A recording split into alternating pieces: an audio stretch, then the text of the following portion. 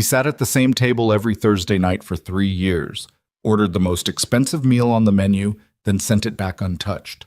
No one at Callaway's finest restaurant ever questioned Nathan Callaway. Not when he was worth $4.2 billion, not when he wore his grief like armor and his silence like a weapon. But tonight, a tired waitress with flowers still on her sleeve and rent 3 weeks overdue walked up to his table and said the 7 words that would crack everything open. "Sir, the food isn't what you're rejecting." The entire dining room held its breath. Nathan Callaway looked up, slowly, and for the first time in 3 years, someone had made him feel something other than numb. Hit like, drop your city in the comments, and let's see how far this story travels. Now stay with me, because what happens next will break your heart before it puts it back together. The hostess at Meridian Restaurant had a private name for Table 14. She called it the Ghost Table. Not because anything supernatural had ever happened there, not because the chair was crooked or the lighting was dim. She called it that because for 3 years running, every single Thursday, without exception, rain or snow or holiday weekend, the same man sat alone at that corner table and made the entire room feel slightly colder than it actually was. His name was Nathan Callaway, and he was the kind of man who made other people lower their voices when he walked in. He was 32 years old, but looked, depending on the light, somewhere between 28 and 45. Dark hair, always cut clean, but never styled like he cared about it. Eyes the color of deep water. A gray-green that didn't invite conversation. He wore suits that cost more than most people's monthly salaries, but he wore them the way other men wore old hoodies. Automatically, without thought, like the clothes had simply appeared on his body, and he hadn't noticed. He had built his first tech company at 24 out of a studio apartment with 2 programmers and a whiteboard. By 27, he had sold it for $340 million, reinvested everything into logistics infrastructure, and by 30, he had crossed the billion threshold twice over. Forbes had called him relentless. Fortune had called him visionary. His employees privately called him the machine. None of that mattered to him. None of it had mattered for 3 years. What mattered, what he kept coming back to every Thursday night, was Table 14 and the empty chair across from him. Meridian was one of those restaurants that understood its clientele was paying for the feeling of being somewhere important. The ceilings were 20 feet high. The lighting was amber and deliberate. The menu changed seasonally and used words like deconstructed and foraged and hand-pulled without irony. A reservation normally required a 6-week wait unless your name carried enough weight to bend the usual rules. Nathan Callaway's name bent every rule. He arrived at 7:45 every Thursday. He was always alone. He always requested the same table, corner, facing the room, back to the wall, and he always ordered a full dinner, appetizer, main, dessert, wine, pairing. He never looked at the menu because he'd long since memorized it, and he changed his order every week, methodically working through the offerings with the kind of systematic approach he applied to quarterly earnings reports. And every single week, he sent it all back. Not with cruelty, not with complaint. He would watch the plates arrive, look at the food for a long moment with an expression the servers had stopped trying to interpret, and then say quietly, "I'm sorry. I'm not hungry tonight." The food went back to the kitchen untouched. He left a tip that was never less than $400. Then he was gone by 9:30, and the table felt less like a corner of an upscale restaurant and more like the site of something private and unfinished. The kitchen staff had theories. The manager, a precise man named Gerald Holt, had stopped trying to figure it out after the first year. "He pays," Gerald would say, whenever new staff asked questions. "He tips better than anyone in this city. You leave him alone." So they left him alone. Until Emma Carter.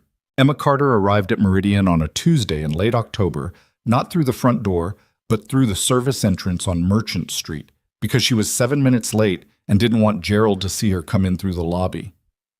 She failed. He was standing directly inside the back corridor with his clipboard and his reading glasses pushed down his nose, and he gave her the look that she had already memorized in her first 2 weeks. Carter. I know. The 6 train, he said, is not a new development in this city. Please adjust accordingly." "Yes, sir." She was already tying her apron. "It won't happen again." It would happen again. They both knew it. The 6 train was chronically unreliable between her stop in the Bronx and Midtown, and Emma couldn't afford to live closer to work. And that was just the arithmetic of her life, the kind of math that didn't care about your intentions. She was 30 years old, but she had the kind of eyes that had seen enough to be 15 years older. Dark brown and alert and observant in a way that wasn't quite wariness, but was adjacent to it. She was average height, not thin. With dark hair she kept pulled back on shift because the health code required it, and she didn't have time in the morning to style it anyway. Her uniform fit like it had been made for someone slightly taller, and she'd never gotten around to having it altered because alterations cost money, and money was the thing her life was constantly just barely running out of. She was good at her job. That much was undisputed, even by Gerald, who dispensed compliments with the generosity of a man rationing food during a siege. She remembered orders without writing them down when tables were small enough. She read people quickly, knew within 30 seconds whether a couple was celebrating or fighting, whether a business dinner was going well or catastrophically, whether a solo diner wanted to be left alone or quietly acknowledged. She had learned this skill not in any restaurant training program, but in 20 years of navigating a life where reading the room correctly was sometimes the difference between a good night and a very bad one. She had grown up poor, which was not a tragedy but was a fact, and facts shaped you whether you wanted them to or not. Her mother had cleaned offices downtown. Her father had left when Emma was 4 and occasionally resurfaced when he needed something, which she had long since stopped providing. She had put herself through 2 years of community college before the money ran out, worked restaurant jobs since she was 16, and had spent most of her 20s in a cycle of work and survival that didn't leave a lot of room for anything else. She'd had a good job once, a real one, assistant manager at a mid-range restaurant group in Brooklyn, salaried, with benefits, and a small team she'd actually cared about. She'd been there 4 years and had been 2 months away from a promotion to regional coordinator when she discovered that the general manager had been skimming wages. Not dramatically, just quietly, systematically, $5 to $15 per paycheck per employee, which over 2 years and 43 staff members had added up to something close to $180,000. She'd reported it, done everything right, gone to HR, then to the ownership group, put everything in writing, kept copies. She'd been fired 3 weeks later. The general manager, who was, she later found out, the owner's brother-in-law, received a quiet internal censure and a transfer to another location. Emma received a severance check that covered exactly 1 month's rent and a reference letter so carefully worded it said nothing. That had been 2.5 years ago. She'd spent the time since rebuilding, slowly, carefully, working shifts wherever she could get them while the industry whisper network decided whether she was a troublemaker or a person of principle. Meridian had been the first place in 18 months to give her a full-time schedule, and she was not going to blow it by being late again. Or so she told herself every Tuesday morning when the 6 train was 17 minutes delayed. She learned about Nathan Calloway on her 3rd shift. She was rolling silverware during pre-service when Diane, a veteran server who had worked at Meridian for 11 years and possessed the institutional knowledge of a military historian, sat down across from her and said, "You're going to end up with table 14 eventually. You should know the rules." Emma looked up. "There are rules?"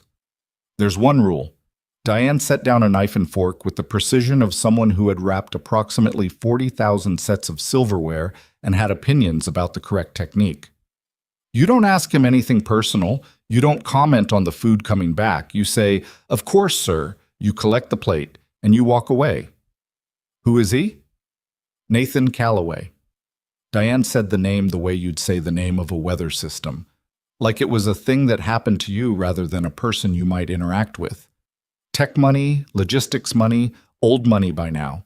Worth, I don't know, a lot. His wife died 3 years ago, January, I think. Aneurysm. She was 29. Emma's hand stopped moving. "He comes every Thursday," Diane continued. 7:45, same table, orders dinner, sends it back.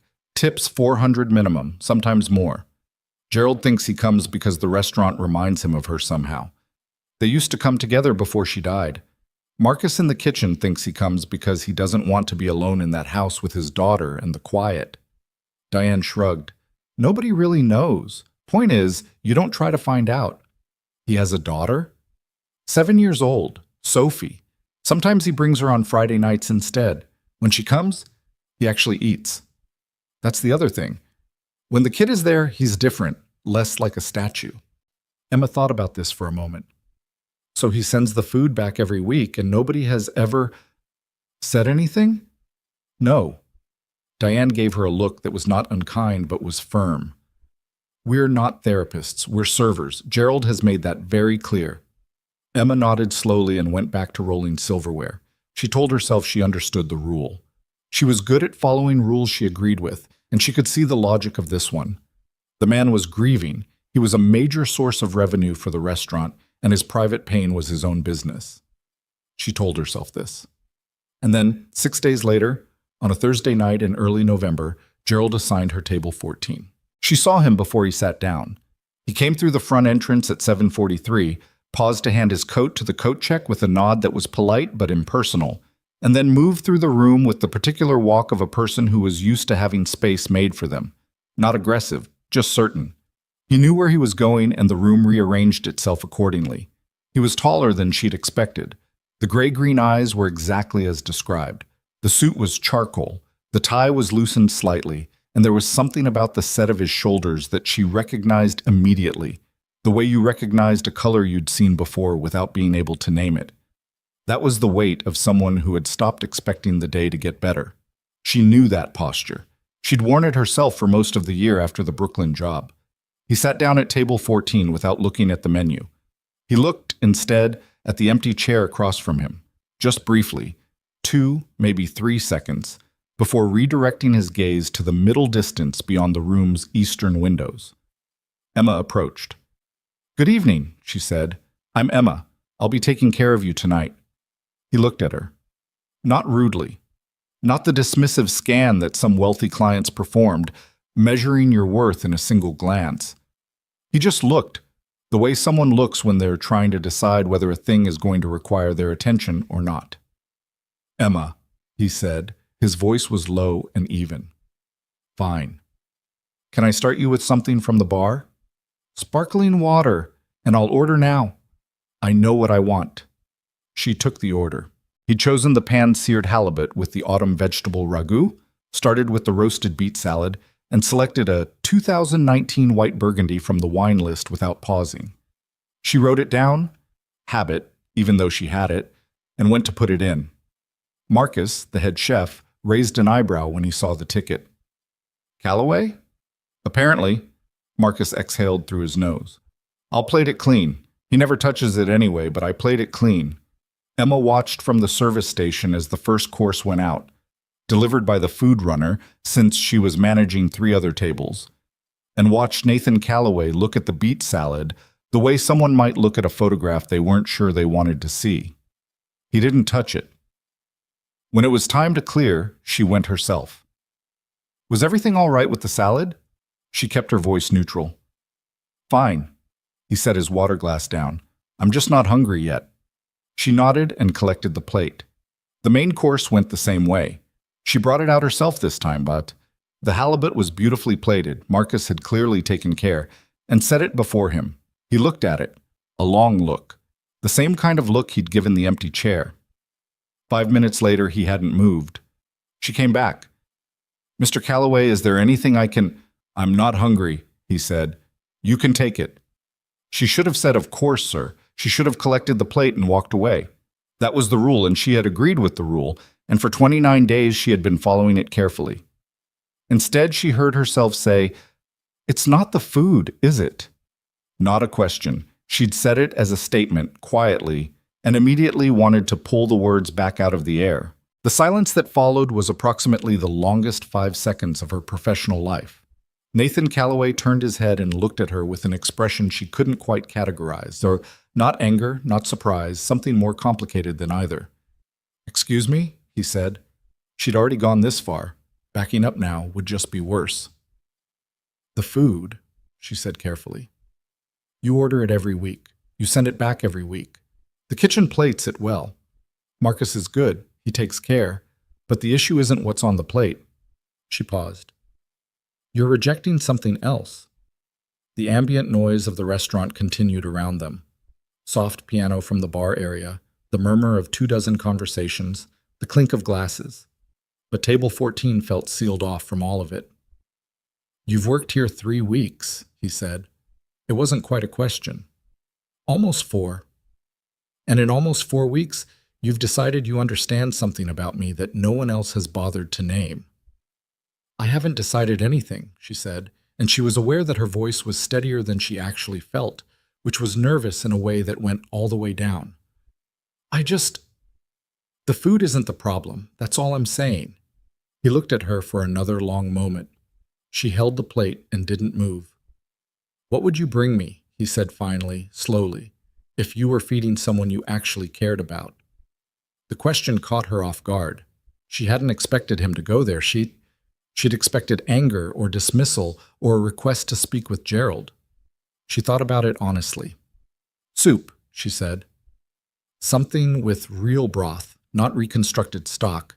Bread that's been baked that day, not warmed up from yesterday. Something that doesn't perform. Something that just is what it is." He was quiet. "We don't have that on the menu," he said. "No," she agreed. "We don't." Another pause. "What's your name again?" "Emma. Emma Carter." "Emma Carter." He said her name as if he was filing it. "Bring me whatever the kitchen has that comes closest to what you just described. Use your judgment." She almost said that's not really how this works, and then didn't, because clearly they had already left the territory of how things normally worked, and were now somewhere else entirely. "I'll see what I can do," she said. She went to the kitchen and found Marcus breaking down a stock pot. "I need something that isn't on the menu," she said. Marcus looked at her with the expression of a man who had been in kitchens for 23 years and had heard this sentence more times than he could count, in every possible tone. "Define something." "Broth. Real broth. Bread that was actually made today. Something simple." He stared at her. "For Calloway?" "Yes." Marcus put down his ladle. He looked at the door to the dining room. He looked at Emma. He looked at the ceiling, the way people do when they're doing math they didn't expect to have to do. "I've got a mushroom and thyme consommé I made this afternoon for tomorrow's tasting menu," he said. "It's not... Is it good?" A pause. "Yeah, it's good. Is the bread from today?"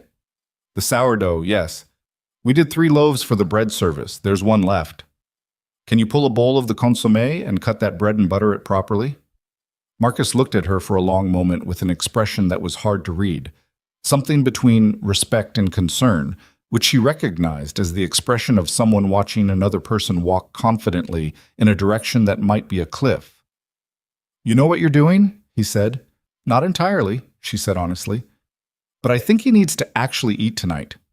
Marcus said nothing for 3 seconds. Then he turned back to his stove. "Give me 5 minutes," he said. The consommé was dark and clear, the kind of broth that smells like something important, like someone's grandmother made it with time and attention and didn't hurry it. The bread was thick-sliced, the butter was soft, and there was nothing decorative about any of it. It looked like exactly what it was, food. Emma carried it out herself. She set it down before Nathan Calloway without ceremony. He looked at it. A long look, the same long look, but this time something in his face moved. Some small shift barely visible in the muscles around his eyes. "This is from the menu?" he said. "No." He looked up at her. "Chef Marcus is testing a consommé for the tasting menu," she said. He wanted a second opinion. It was a mild fiction, and she suspected he knew it. But he looked back at the bowl and said nothing, and she stepped back to give him space. She didn't watch him. She went to her other tables, checked on the couple in the corner who were on what appeared to be a second or third date, and were leaning toward each other at an angle that meant things were going well, refilled water glasses at table 9, delivered a dessert to table 6. When she came back past table 14 7 minutes later, the bowl was empty. Not scraped. He hadn't scooped it dramatically or made any show of it. The bowl was simply empty, the bread was gone, and Nathan Calloway was sitting with his hands folded on the table, looking at the empty chair across from him with an expression that was still sad but was somehow no longer quite so sealed. He looked up when she approached. "That was good," he said. His voice was slightly different. Not warmer exactly, but less armored. I'll tell Marcus, she said. She collected the bowl. Can I get you anything else? Coffee? Dessert? He shook his head. Then he said, Emma. She stopped. Thank you, he said, for not... He paused, looking for the word. For saying the true thing. She nodded once. Have a good evening, Mr. Calloway. She walked back to the kitchen. Marcus was watching her through the pass-through window with an expression she had never seen on him before. The expression of a man who has just witnessed something he didn't expect and isn't sure what to do with the information. Empty bowl, so? He said. Empty bowl, she confirmed. He turned back to his station. After a moment, he said quietly, not quite to her, in 11 years. That's the first time. Emma filed that information away and went back to work. He left at 9:15 instead of 9:30. The tip was $600. Gerald found Emma before she left for the night, catching her at the coat check in the kind of tone he used when he was trying to decide whether to be angry or not. Calloway, he said. Yes. You went off menu. Marcus offered. I know what Marcus offered. Marcus told me. Gerald looked at her over his reading glasses. Do you understand why we don't do that? Why the rule exists? Emma thought about lying. She was good at it when she needed to be, but it was expensive. It cost something each time, and she'd already spent a lot that way. Because it's not our place to try to fix what's wrong with him, she said. I understand that. And yet he hadn't eaten in there in 3 years, she said. And tonight he did. Gerald was quiet for a moment. He was a complicated man. She'd figured that out early. Not unkind, but cautious. The way people become cautious when they've been managing other people's crises for a long time. He picked up information and held it carefully before deciding what to do with it. He's asked to be seated in your section next Thursday, Gerald said. Emma blinked. He called? She said. He called. Gerald took his glasses off and cleaned them with the deliberateness of someone buying time. I'm not a therapist and neither are you, and this is a restaurant, not a grief counseling center. You understand that? Yes. The food goes back, you don't comment. That's the standing order. Understood. But apparently, Gerald said, replacing his glasses, we're going to see how Thursday goes. He walked away. Emma stood at the coat check for a moment in the quiet of the nearly empty restaurant and thought about a man sitting at a table across from an empty chair, ordering food he didn't eat for 3 years. She thought about what it meant to keep showing up to a ritual that was slowly killing you because stopping it felt like a second death. She had done a version of that herself. After Brooklyn, she had gone back to the same coffee shop where she and her former colleagues used to debrief after bad shifts, had gone back for 3 months before she realized she wasn't going there for coffee. She was going there to grieve something she didn't know how to name. She understood the logic of Table 14 better than she'd let on to Diane, or to Marcus, or to Gerald. She understood it because she knew what it looked like when someone was refusing not the food, but the fact that life had continued moving without their permission. She put on her coat. Outside, it had started to rain. Not dramatically, just the thin, persistent drizzle that settled over Manhattan in early November like a second atmosphere. She pulled up her hood and walked toward the subway, thinking about soup and bread, and the particular sound a bowl makes when it's been emptied by someone who finally decided to eat. The following Friday, he brought his daughter. Emma wasn't assigned to that section. She was on the west side of the room that night, working a private party of 12, but she saw them come in from across the floor, and she stopped for a moment without meaning to. The little girl was 7, as Diane had said, with her father's dark hair and someone else's brightness, an open face, curious eyes, the kind of energy that is always slightly in advance of the body containing it. She was wearing a purple dress that was slightly too formal for a Friday dinner and completely right for the occasion of being 7 years old and out for dinner with her father. She was talking the entire time they walked to the table.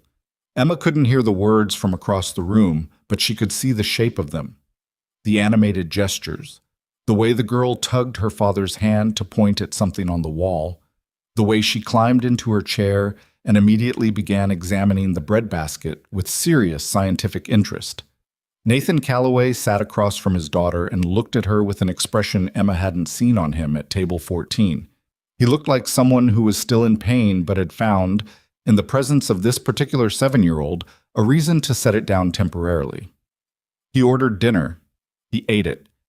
Emma watched this from across the room while she poured wine for a table of pharmaceutical executives and kept her face professionally neutral and thought about the arithmetic of grief, about how the same man who couldn't swallow a bite of food alone could, in the presence of his daughter, remember how to be hungry. Later, at the end of service, she was collecting linen from the west tables when she became aware of someone standing approximately 4 feet to her left, and she turned to find Nathan Calloway's daughter, looking up at her with the expression of someone who has decided to investigate. "Hi," said the girl. "Hi," said Emma. "Are you the one who made my dad eat the soup?" Emma folded the linen slowly. "Who told you that?" "My dad." The girl looked at her with steady, serious eyes. "He said someone at the restaurant figured something out and made him eat." She paused. "He didn't tell me your name." "Emma," Emma said. "Emma Carter." The girl considered this. "I'm Sophie." "I know, your dad talks about you." He hadn't, not explicitly, but she felt this was true in a structural sense. She'd inferred Sophie from the shape of Nathan Calloway's silences, the way he looked at the empty chair as if trying to calculate what it had contained. Sophie nodded, apparently satisfied with this answer. She looked at the breadbasket Emma was clearing. "Is there any of that soup left?" Sophie said. Emma looked at her. "It was from last week." "Oh." Sophie considered this philosophical problem. "Could there be soup again sometime?" "I'll talk to the chef," Emma said. "Okay." Sophie turned to go, then turned back, the way 7-year-olds do when they've remembered something important. "Emma?" "Yeah?" "Thank you for making my dad eat." She said it very directly, the way children say serious things, without ceremony, which made them hit harder. "He forgets sometimes." Emma stayed very still for a moment. "I'll remind him," she said, "when I can." Sophie nodded once, satisfied, and went back to her father's table.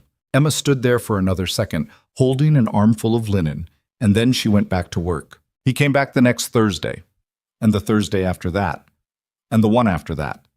The dynamic settled into something that was not quite ritual and not quite friendship, but occupied a territory between them that didn't have a clean name. Emma managed his table when she was assigned to that section. She brought the off-menu consommé when Marcus had it. He kept making it, quietly, without being asked, every Thursday. And occasionally she brought other things, a small plate of cheese and fruit, a bowl of whatever the kitchen had made for staff meal, if it was good. Simple things. Food that didn't perform. Nathan Calloway ate. Not always enthusiastically, not always completely, but he ate. He also, gradually, began to talk. Not confessionally, not the way people talk to therapists or to bartenders in bad movies.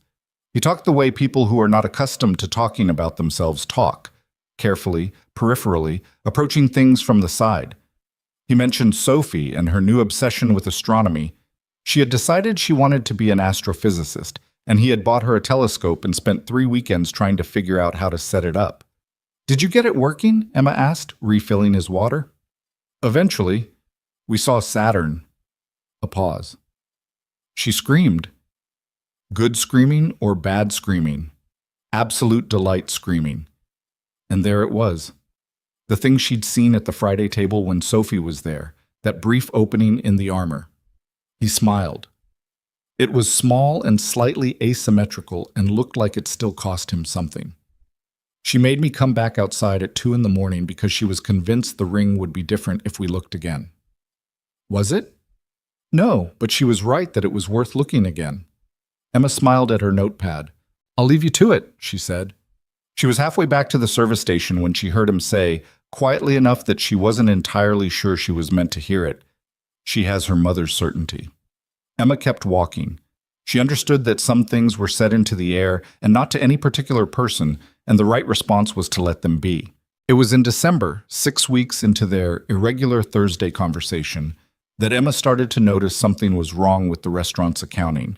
She hadn't been looking for it.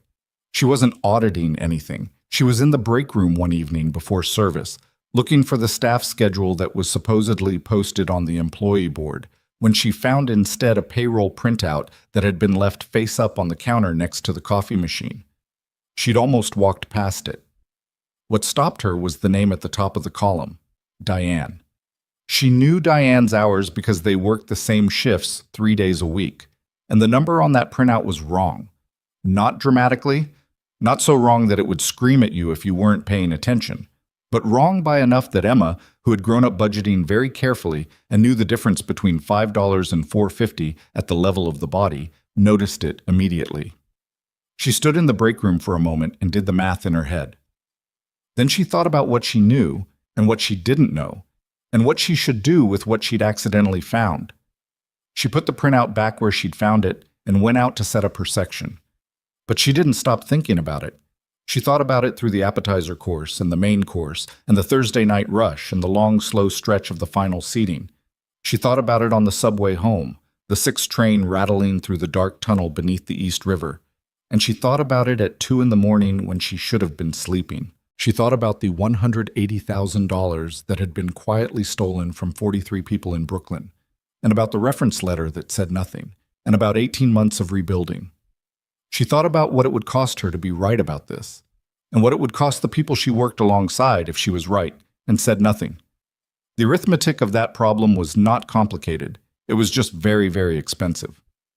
On the following Tuesday, she stayed after her shift and asked Marcus casually about his paycheck, framed as a question about whether the payment schedule was weekly or bi-weekly, since she was trying to plan her finances.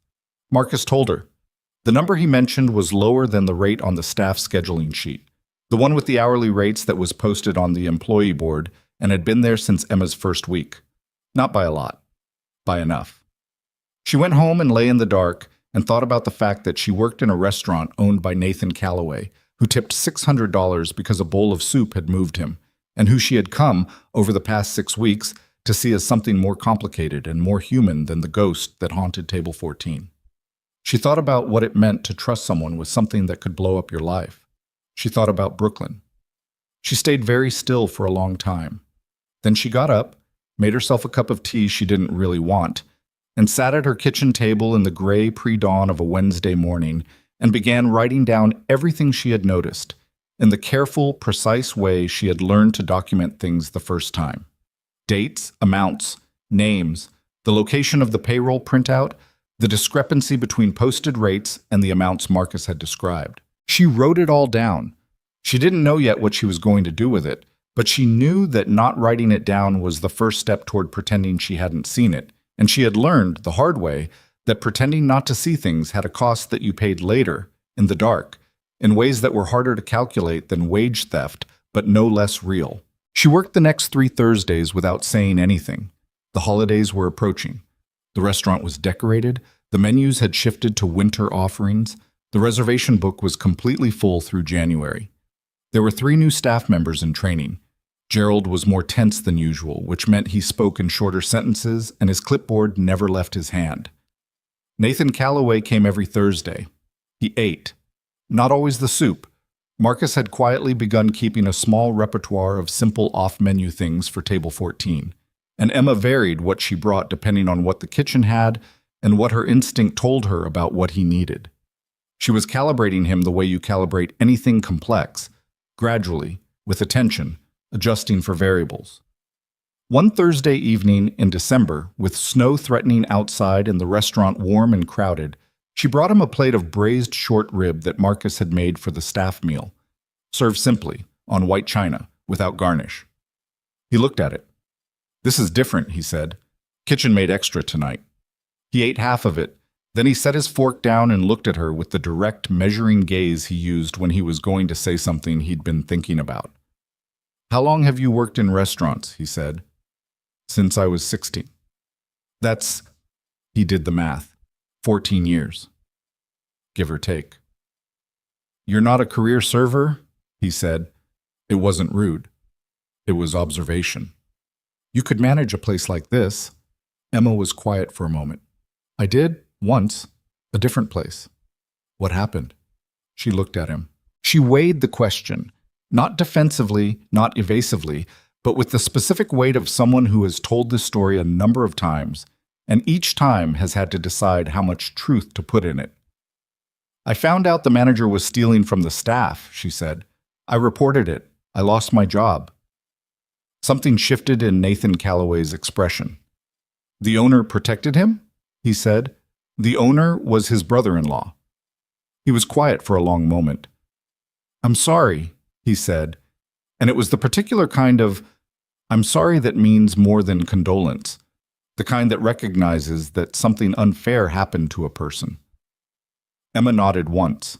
She almost said something then, about Meridian, about Gerald, about the payroll printout and the numbers she'd been writing in her notebook. She didn't, not yet. The thought was there, almost formed, almost said, but she held it back because she wasn't ready, because she was still calculating, because she had learned at significant personal cost that the difference between the right moment and the wrong one could be everything. She went back to work, but the story was already moving. The weight of what she knew had been in her chest for 3 weeks, and it was getting heavier, and she understood that you could only carry something like that for so long before it became the only thing you were carrying. Outside, the snow had started. Nathan Calloway sat at table 14 and ate half of his braised short rib and looked at the empty chair across from him, and for the first time, Emma thought, he looked less like a man visiting a grave and more like a man who had begun, slowly and with great difficulty, to find his way back to the living. She was glad for him. She was also terrified of what she was about to do to the fragile thing they had built. When the time finally came to tell him the truth, the snow that had threatened on that last Thursday in December followed through on its promise sometime around midnight, and by morning, Manhattan was wearing the particular kind of quiet that only comes when the city has been temporarily muffled under 6 inches of white. Emma walked to the subway in boots that were not quite waterproof and told herself that January would be better, financially and otherwise, and mostly believed it. She had spent the holiday week working double shifts because the money was good and because her apartment was small and the walls had a way of pressing in on her when she had too much time to think. She had also spent it adding to the notebook, carefully, methodically, the way she'd learned to document things when she understood that memory alone was not enough and that the people who came after you with lawyers asked for paper. The numbers didn't get better the more she looked at them. If anything, they got worse, because once she started paying attention, she started noticing things she'd initially dismissed as her own miscalculation. The posted hourly rates on the employee board, the amounts in the informal payroll summary she'd found a second time, again left carelessly on the break room counter, this time next to a stack of December invoices. The gap between what Marcus had mentioned and what the sheet said. She'd found 2 other staff members she trusted enough to ask, framed always as a question about budgeting or tax withholding, and each time the number she heard was slightly lower than what it should have been. Not dramatically, never dramatically. That was the art of it. Small enough that any single discrepancy could be explained. Large enough that if you multiplied it across a full staff in a full year, it became something significant. It became something intentional. Gerald Holt's name was on the payroll processing paperwork. She'd seen that too, his signature at the bottom of the December summary, neat and precise like everything else about him. She wasn't sure yet what she was going to do with all of it. She told herself she was still gathering information. She told herself she needed to be certain before she moved, that the cost of being wrong was higher than the cost of being slow. She told herself a lot of things in January while the snow melted and froze again, and the restaurant filled up with people escaping the cold, and Nathan Calloway came every Thursday and ate, and Sophie came on alternate Fridays and talked about astrophysics with the intensity of someone who had decided the universe owed her an explanation.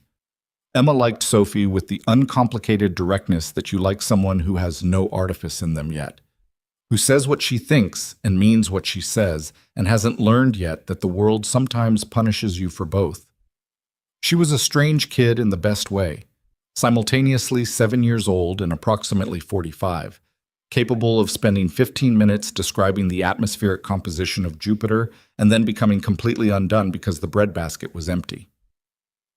"Can I have more bread?" Sophie asked one Friday evening in January, looking at Emma with the direct appeal of someone who had identified the correct person to ask. "I'll check with the kitchen," Emma said. "Last time the kitchen said they were out, but then Marcus brought some anyway." "That's because you asked Marcus directly, and he can't say no to you." Sophie considered this. "Is that a power?" "It's absolutely a power," Emma said. "Use it wisely." Sophie nodded, satisfied, and turned back to the children's menu she was annotating in the margins with what appeared to be calculations. Emma had learned not to ask what the calculations were because the answer always took longer than she had, and also because she usually couldn't follow it after the first 40 seconds. Nathan watched this exchange with the expression he'd been wearing more often lately. Not the sealed, armored look of the man who had come to Meridian for 3 years to not eat dinner, but something more open and more tired looking, which was, paradoxically, better. Tired meant present. Tired meant he was actually living his days instead of moving through them on autopilot. "She's explaining her theory about dark matter to her teacher," he said, when Sophie was absorbed in her margin calculations. "Her teacher sent me an email. The subject line was, 'Your daughter.' Was that good or bad?" "Unclear. The email itself was mostly impressed, I think, but also slightly alarmed." He paused. "She told the class that most of what we know about the universe is wrong." "Is she incorrect?" He looked at Emma. "Apparently not, which is the part the teacher found alarming." Emma smiled. She refilled his water and was about to move to the next table when he said, "She talks about you." She stopped. "At home," he said. "She mentions you. Emma at the restaurant. She asked me last week if you had a telescope." "I don't." "I told her that. She said you should get one." He paused. "She said Saturn is worth looking at." Emma held her water pitcher and thought about a 7-year-old with her father's dark hair and someone else's certainty, and about the particular weight of being told by a child that something was worth your time.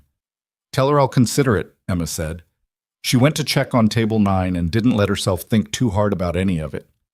She was getting better at that, at not thinking too hard about the exact nature of what was developing between herself and the Callaways, père et fille, at table 14 and table 14 on Fridays. It didn't fit cleanly into any category she had a name for. It wasn't a friendship exactly, though it had the texture of one. It wasn't professional distance, though she maintained the forms of that. It was something in between, something that had grown out of a bowl of consommé and a 7-word sentence and 6 weeks of Thursday nights, and which she suspected was more fragile than it looked. She was aware that part of what made it fragile was the thing she was carrying in her notebook. The problem with what she knew, with what she was increasingly certain she knew, was that Gerald Holt was not some anonymous manager at a mid-range Brooklyn restaurant group.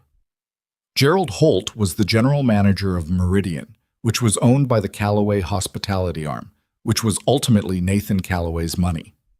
And Nathan Callaway was the man who sat at table 14 every Thursday and had, over the past 2 months, gone from a man who couldn't eat to a man who sometimes ordered dessert. If she brought this to him, she was asking him to investigate his own restaurant. She was asking him to trust her read on a situation where she'd been wrong before. Not wrong, actually. She'd been right before and punished for it. Where she had a history that someone could use to make her look like she had an agenda. She was also, and this was the part that kept her up at night, potentially blowing up the one job in the city that was currently paying her rent and building something that might eventually resemble a stable life.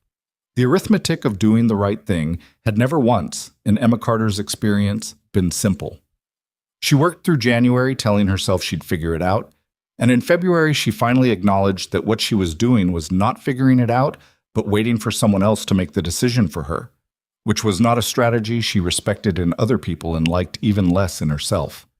She made the decision on a Tuesday, in the second week of February, in the break room when she found Paulina, 23 years old, 2 years at Meridian, sending money home to her mother in Queens every month, counting her paycheck with the careful, tense focus of someone for whom the number on that paper determined whether several other numbers added up or didn't. Emma watched Paulina count. She saw Paulina's face change, the small tightening around the eyes that meant the number wasn't right. She watched Paulina count again. And then Paulina looked up and saw Emma watching her, and something passed between them that didn't require language. "Is yours off too?" Emma said. Paulina was quiet for a moment. She was weighing something. Emma recognized the weight. "A little," Paulina said carefully. "I thought maybe I miscounted my hours." "Did you?" Another pause. Longer. "No," Paulina said. "I don't think I did." Emma sat down across from her. "How long?" Emma said. Paulina looked at her hands. "Since August. Maybe before that. I thought... She stopped. I needed this job. I still need this job. I know, Emma said. I know you do. They sat there for a moment in the break room with the sounds of pre-service filtering in from the kitchen, Marcus calling out instructions, the particular clatter of a professional kitchen getting ready to perform. I have documentation, Emma said. I've been keeping records since December. If you want to add yours... What are you going to do with it? Paulina said. Emma thought about Gerald's signature at the bottom of the payroll sheet. She thought about Brooklyn and the letter that said nothing.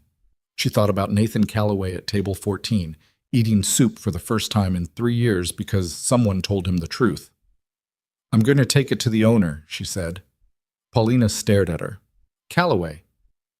Yes. You know him, Paulina said. It wasn't quite an accusation, but it had weight. He sits in your section. He sits in my section, Emma agreed. That's not the same as knowing what he'll do. Paulina looked at her hands again. She looked at her paycheck. She looked at Emma. Okay, she said. What do you need from me? What Emma needed from her was dates and amounts and the willingness to be honest about what she'd noticed. And Paulina gave her all three in the careful, specific way of someone who also understood that memory was not enough, that you needed the details written down where someone could look at them. Over the following week, Emma talked to 3 more people. Marcus, Diane, a prep cook named Rolando who had worked at Meridian for 4 years and whose face, when Emma raised the subject, went through 3 expressions in rapid succession: surprise, recognition, and something that looked like relief, like a pressure valve finally opening. 5 people, 5 sets of numbers, a combined discrepancy across all of them that Emma calculated conservatively at somewhere between $60,000 and $80,000 over the past year alone. She sat with that number for 2 days. Then she called Nathan Calloway. She had his number because he'd given it to her 3 weeks earlier, not romantically, not with any particular significance that she'd been able to identify at the time, but practically. Sophie had been asking about a specific species of star cluster she'd seen in a library book, and Emma had mentioned that she'd read something about it during a slow shift, and he'd said, "Text me the source when you find it," and had given her his number. She had sent him a link to an astronomy journal article, and he had replied with a thank you emoji, which she had found oddly endearing from a man worth $4.2 billion. She texted him now. "I need to speak with you privately, not at the restaurant. It's about something I've found that I think you need to know." She sent it and put her phone face down on her kitchen table and made herself a cup of tea she didn't drink. He replied in 11 minutes. "Tomorrow, 10 a.m. My office. I'll send you the address." She said yes and spent the rest of the evening going over her documentation one more time, checking every figure, every date, every name, making sure the story the numbers told was the story she believed, and not the story she wanted to be true or the story she was afraid of. The address he sent was a building in Midtown that she walked past twice before she found the entrance, because the lobby was understated in the way that very serious money is sometimes understated. No signage, dark glass, a doorman who looked like he had opinions about who belonged there. She gave her name and he called upstairs, and she rode the elevator to the 23rd floor, feeling the particular feeling of someone who has made a decision they believe is right and is about to find out if the world agrees. Nathan Calloway's office was not what she expected. She wasn't sure what she had expected. Something colder, perhaps. Something more explicitly designed to demonstrate power.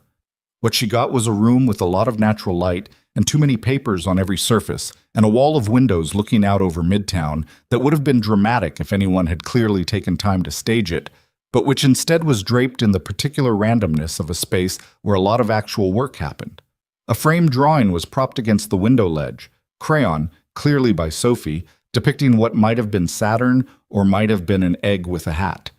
He was standing when she came in, not sitting behind the desk in the way that would have been a power move, just standing near the window with his coffee cup looking at her with the same direct measuring gaze she'd cataloged over 2 months of Thursdays. "Emma," he said. "Thank you for seeing me," she said. "Sit down." He gestured at the chairs in front of the desk. He pulled the second one around so they were both facing the window rather than across the desk from each other, which she registered and appreciated. A small architectural decision that said, "I'm not here to interrogate you." She sat. She put her folder on her knee. "Tell me," he said. So she did.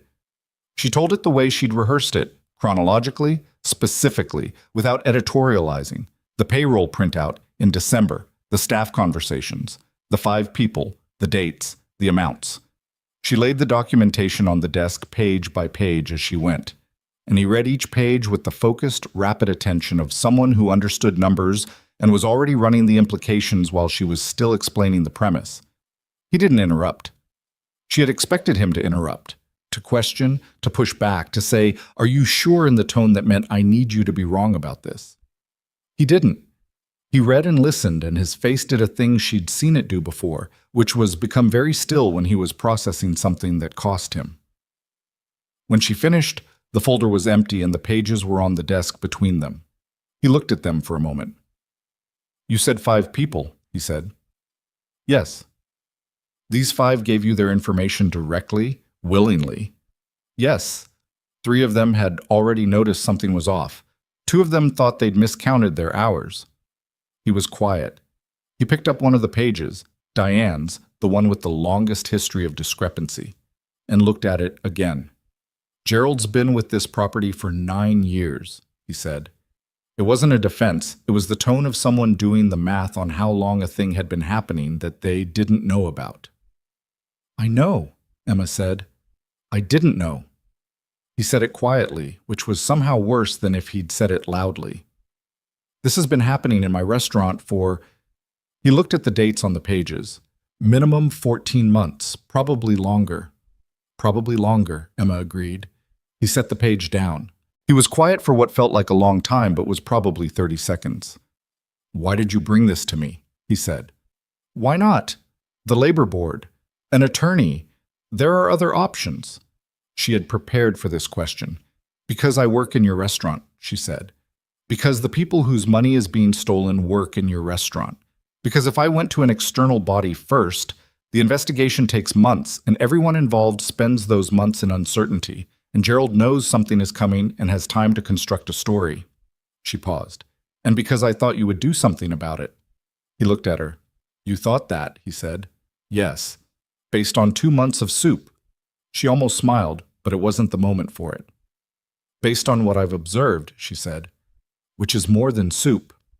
He didn't respond to that directly. He looked at the pages on the desk again, and then he looked at the window, and Emma watched him in profile. The specific set of his jaw that she'd learned meant he was thinking hard and didn't want to talk yet. She waited. She was good at waiting. She'd spent 20 years learning to let other people arrive at things on their own schedule. "You know what happened to you in Brooklyn?" he said finally. "Yes." "And you're still bringing this to me." "Someone has to," she said. "That's always been the problem. Someone has to bring it to someone." He looked at her then. A long, direct look, the kind that doesn't have social softening in it. "I need a few days," he said. "I want my financial team to look at the full payroll history before I move. I want this to be airtight." He paused. "Can you not mention this to anyone else at the restaurant for now? Not because I need to protect Gerald. I don't. But because if it gets back to him before I have the complete picture, he has time to alter records." "I haven't told anyone I was bringing it to you," Emma said. "I just said I was looking into it." "Good." He started gathering the pages. "I'm going to need copies of all of this." "Those are copies," she said. "I kept the originals." He looked at her. Something moved across his face. Not quite surprise, but the adjacent thing, the expression of someone recalibrating. "You've done this before," he said. "Not just, you know how this works." "I know how it goes wrong," she said, "so I try to prepare for that." He nodded slowly. She stood to go. At the door she stopped because he said her name. Not sharply, just to stop her. "Emma." She turned. "This took something," he said. "Bringing this here. I know it did." She held his gaze for a moment. "So did taking it from me," she said. "Thank you for that." She left. On the elevator down, she stood very still and breathed slowly and let herself feel, briefly and privately, the specific terror of having done it again, of having put the true thing in front of a powerful person and trusted them to handle it correctly. The last time she'd done that, she'd lost everything. She walked out onto the Midtown sidewalk into a cold February morning and told herself that people were not all the same, that circumstances were not predetermined, that the fact that something had gone one way before did not mean it would go the same way again. She walked to the subway and tried to believe that. She was mostly successful. The days that followed had the quality of held breath. She worked her shifts. She served her tables. She brought Nathan Calloway his Thursday dinner, a simple beef and root vegetable braise that Marcus had made with the quiet care he'd been bringing to table 14 for months, and he ate it without mentioning the conversation in his office, and she didn't bring it up. The understanding between them had the specific texture of two people who have established trust in one domain and are choosing not to let anxiety about another domain contaminate it. Sophie came on Friday with a new book about exoplanets and a very specific argument about why Europa was more interesting than Mars, which she delivered to Emma with the confidence of someone presenting a thesis defense. "She's not wrong," Marcus said afterward when Emma relayed this in the kitchen. "I know," Emma said. "That's the thing about Sophie. She's usually not wrong." It was on a Wednesday, 10 days after her meeting at the Midtown office, that Nathan called her. She was in the break room between the lunch and dinner service, eating a bowl of whatever Marcus had made for staff lunch. Good that day, a chickpea stew that had been simmering since morning, when her phone lit up with his name. She answered. "I have the full picture," he said, without preamble. "It goes back 2 years. My financial team went through everything. Total discrepancy across all staff is approximately," a pause, "$220,000 across 19 employees." Emma set down her spoon. 19, she said. 19, he confirmed. "You found 5. The payroll manipulation was more systematic than what was visible from the pattern you identified. Gerald has been running a secondary payment processing account that intercepts a percentage of each paycheck before direct deposit. It's sophisticated, not something you'd see without forensic accounting." She was quiet. "I'm calling you first," he said, "because you're the one who found it, and because I want you to know what happens next." He paused. "I'm having Gerald removed from the property today. Every affected employee will receive full restitution within the week. We've calculated the full 2-year amount plus interest, and I'm going public with what happened, with the full accounting, because the people who work in that restaurant deserve to know what was done and what I'm doing about it." Emma pressed her hand flat on the break room table, feeling the cool formica under her palm. "All 19 of them," she said. "All 19. Starting with the people who've been there longest." A brief silence. "I owe them more than money. I know that. But the money is where I start." She breathed carefully. "Okay," she said. "There's one other thing," he said, and his voice shifted slightly, not less direct but more careful. "Gerald is going to fight this. He has a lawyer already. He's going to characterize this as a disgruntled employee with an agenda." A pause. "He's going to use your name, your history in Brooklyn. He's going to try to make the argument that you manufactured this." Emma closed her eyes for a moment. "I know," she said. "My legal team has the documentation. The forensic accounting stands entirely independent of anything you provided. Your records gave us the thread, but the evidence is in the payroll system itself. Gerald cannot explain the secondary account." His voice was even and certain. "He cannot touch you with this." "He can still try," she said. "He can try," Nathan agreed, "and I will make sure very publicly that he fails." She sat with that for a moment, the specific weight of being protected by something other than her own careful preparation, which was an unfamiliar feeling and one she didn't entirely know what to do with. "Emma," he said. "Yeah. I should have been paying closer attention to my own restaurant." The words were flat and matter-of-fact, which somehow made them more serious than if he'd been performatively contrite about it.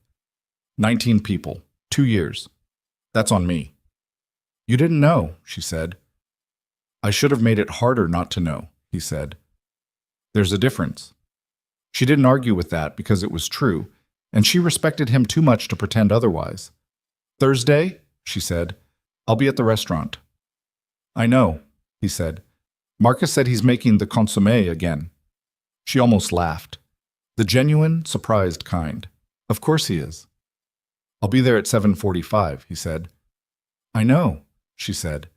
She hung up and sat in the break room for a while longer, finishing her chickpea stew, which had gone slightly cold but was still good.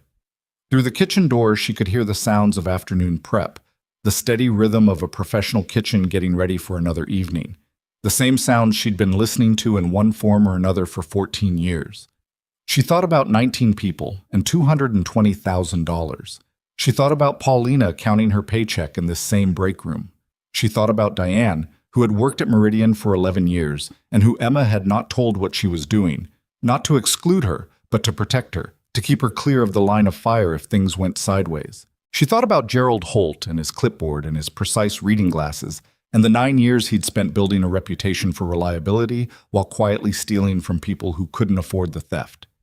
She thought about the particular kind of anger she felt, which was not hot and dramatic, but cold and long-burning, and had been with her since she was a young woman in Brooklyn who did the right thing and paid for it, and which she had learned to use as fuel rather than letting it become poison.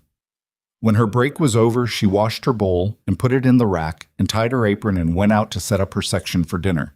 She passed the employee board on her way out. The scheduling sheet was there, with the hourly rates listed in Gerald's neat columns, the same document she'd studied in December. She stood in front of it for a moment. Then she went to work. 2 days later, she arrived for her Thursday evening shift and found Gerald's office empty, the door standing open, the room cleared of his personal effects with the thoroughness of a departure that had been managed rather than chosen.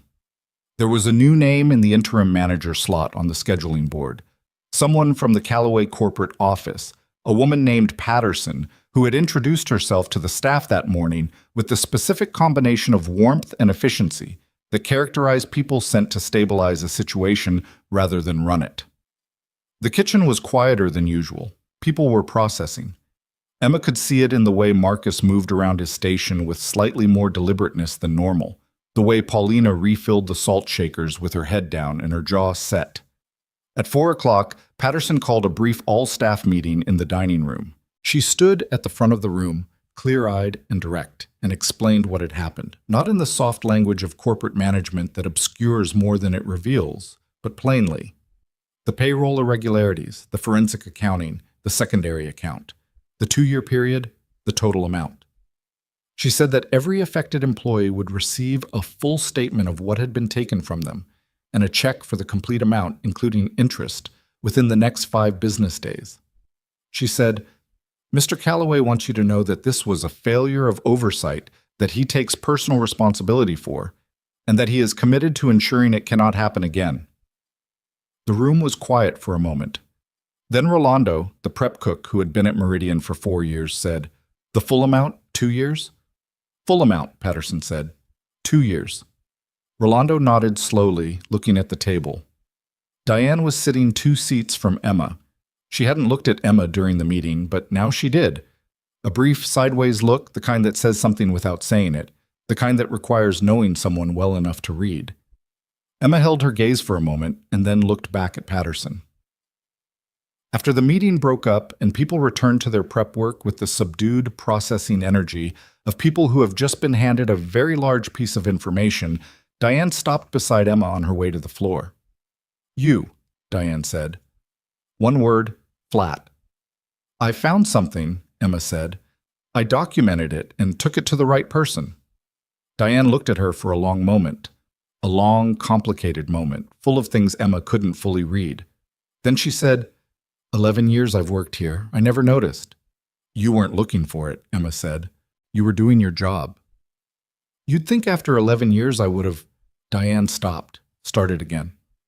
My daughter's in college, she said, and it seemed like a non sequitur but wasn't. I've been picking up extra shifts to cover tuition. She paused. Some of those extra shifts were being...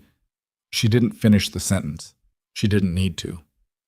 I know, Emma said.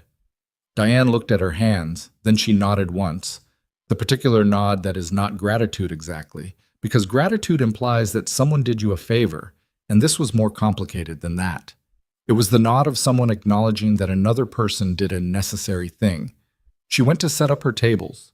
Emma stood in the middle of the dining room for a moment, between the empty tables being dressed for Thursday's service, the white linen going down, the candles being set, the room preparing itself for another evening of performing warmth and elegance for people who came here to feel that the world was, at least in this particular corner of it, well arranged. Through the service window, she could see Marcus at his station, moving with the focused intensity that meant he was in the part of prep where he needed to think, not talk.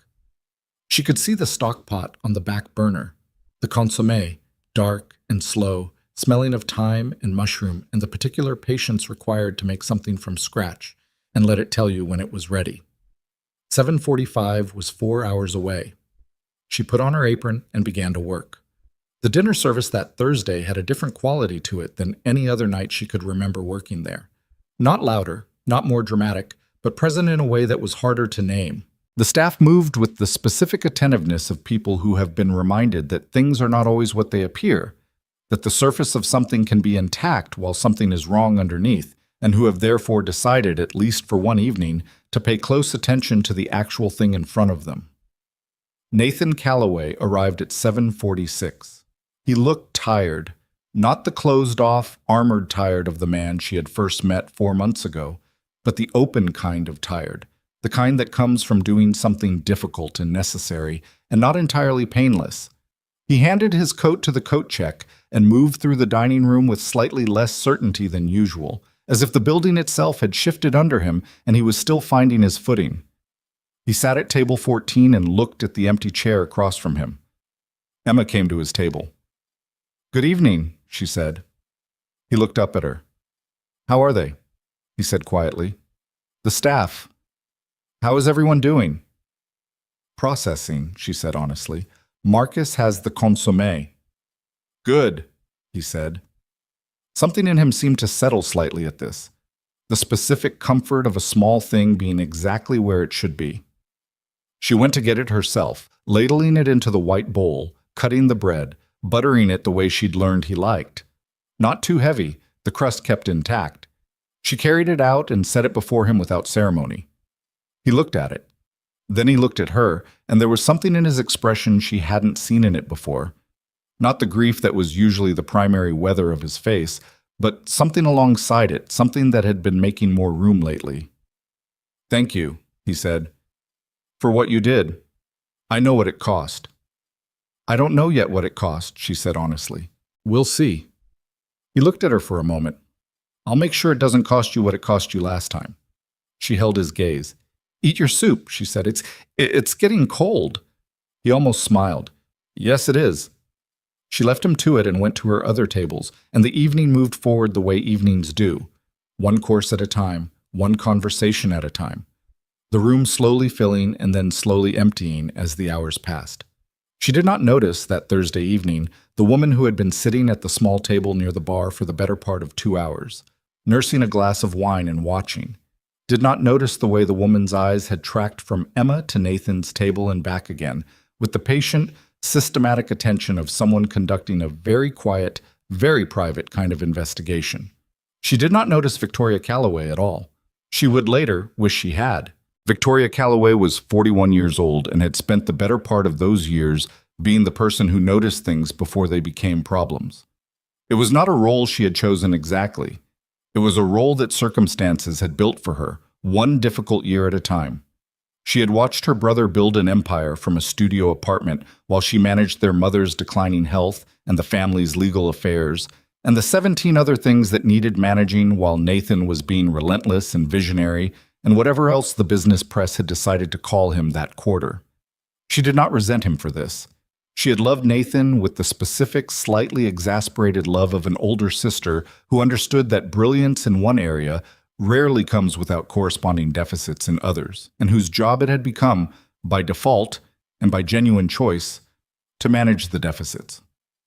When Claire died, Nathan's wife, Sophie's mother, the woman who had been the one other person capable of making Nathan eat and sleep and occasionally leave the office before midnight, Victoria had been the one who held things together in the immediate aftermath. She had arranged the funeral while Nathan sat in the living room, unable to make a decision about anything smaller than a business acquisition. She had organized Sophie's care in the first terrible weeks. She had handled the calls from the lawyers and the estate and the small avalanche of practical things that death generates, because someone had to, and Nathan could not. And so she did. She had also, quietly, in the 3 years since, kept watch. Not intrusively, not in the way that would have made Nathan angry or Sophie uncomfortable, but with the background attentiveness of someone who understood that the people she loved were sometimes the last to see the things happening to them. She checked in with Nathan's assistant twice a month. She had lunch with Sophie's school counselor every semester. She paid attention to names and patterns and changes in behavior the way other people paid attention to weather. When Nathan's Thursday night ritual began to shift, when the reports from the restaurant stopped being about uneaten food and started being about something else, Victoria noticed. She had contacts at Meridian, not spies exactly, just people who knew her and who, in the natural course of conversation, mentioned things. One of those people mentioned the soup. Another mentioned the waitress. A third mentioned that Nathan had not only eaten his dinner, but had lingered at table 14 for an additional 45 minutes, engaged in what appeared to be actual conversation. Victoria began paying attention to Emma Carter in February. What she found initially was not alarming. Emma Carter, 30 years old, born in the Bronx, restaurant work since 16, some college, solid professional reputation, or what was left of it after the Brooklyn incident 2 years earlier. Victoria read the Brooklyn story twice and thought about it carefully. A manager stealing wages, an employee reporting it, the employee losing her job. On the surface, this read as a straightforward case of an honest person being punished for honesty. Victoria understood that this was one possible interpretation. She had also been a corporate attorney for 9 years before moving to the Calloway family office, and she knew that the surface of a story and its structure were not always the same thing. She began pulling the Brooklyn incident apart, not because she had found anything specifically wrong with Emma Carter. She hadn't. Not yet. But because her brother was worth $4.2 billion and was emotionally vulnerable in ways that his professional armor mostly concealed, and because Sophie was 7 years old and had already lost her mother, and because Victoria's job, the one she'd been doing since she was 24 years old and their mother got sick, was to see what was coming before it arrived. So she sat at the bar at Meridian on a Thursday evening in late February and watched Emma Carter work. What she saw was not what she expected. She had expected, she could admit this to herself, to see performance. The calculated warmth of someone managing an asset. The slight over-attentiveness that characterizes people who are aware of being watched and are adjusting their behavior accordingly. She had seen that often enough in enough contexts to recognize it on sight. What she saw instead was a woman who moved through the dining room with the unself-conscious efficiency of someone who was genuinely good at their job and genuinely not thinking about who might be observing them.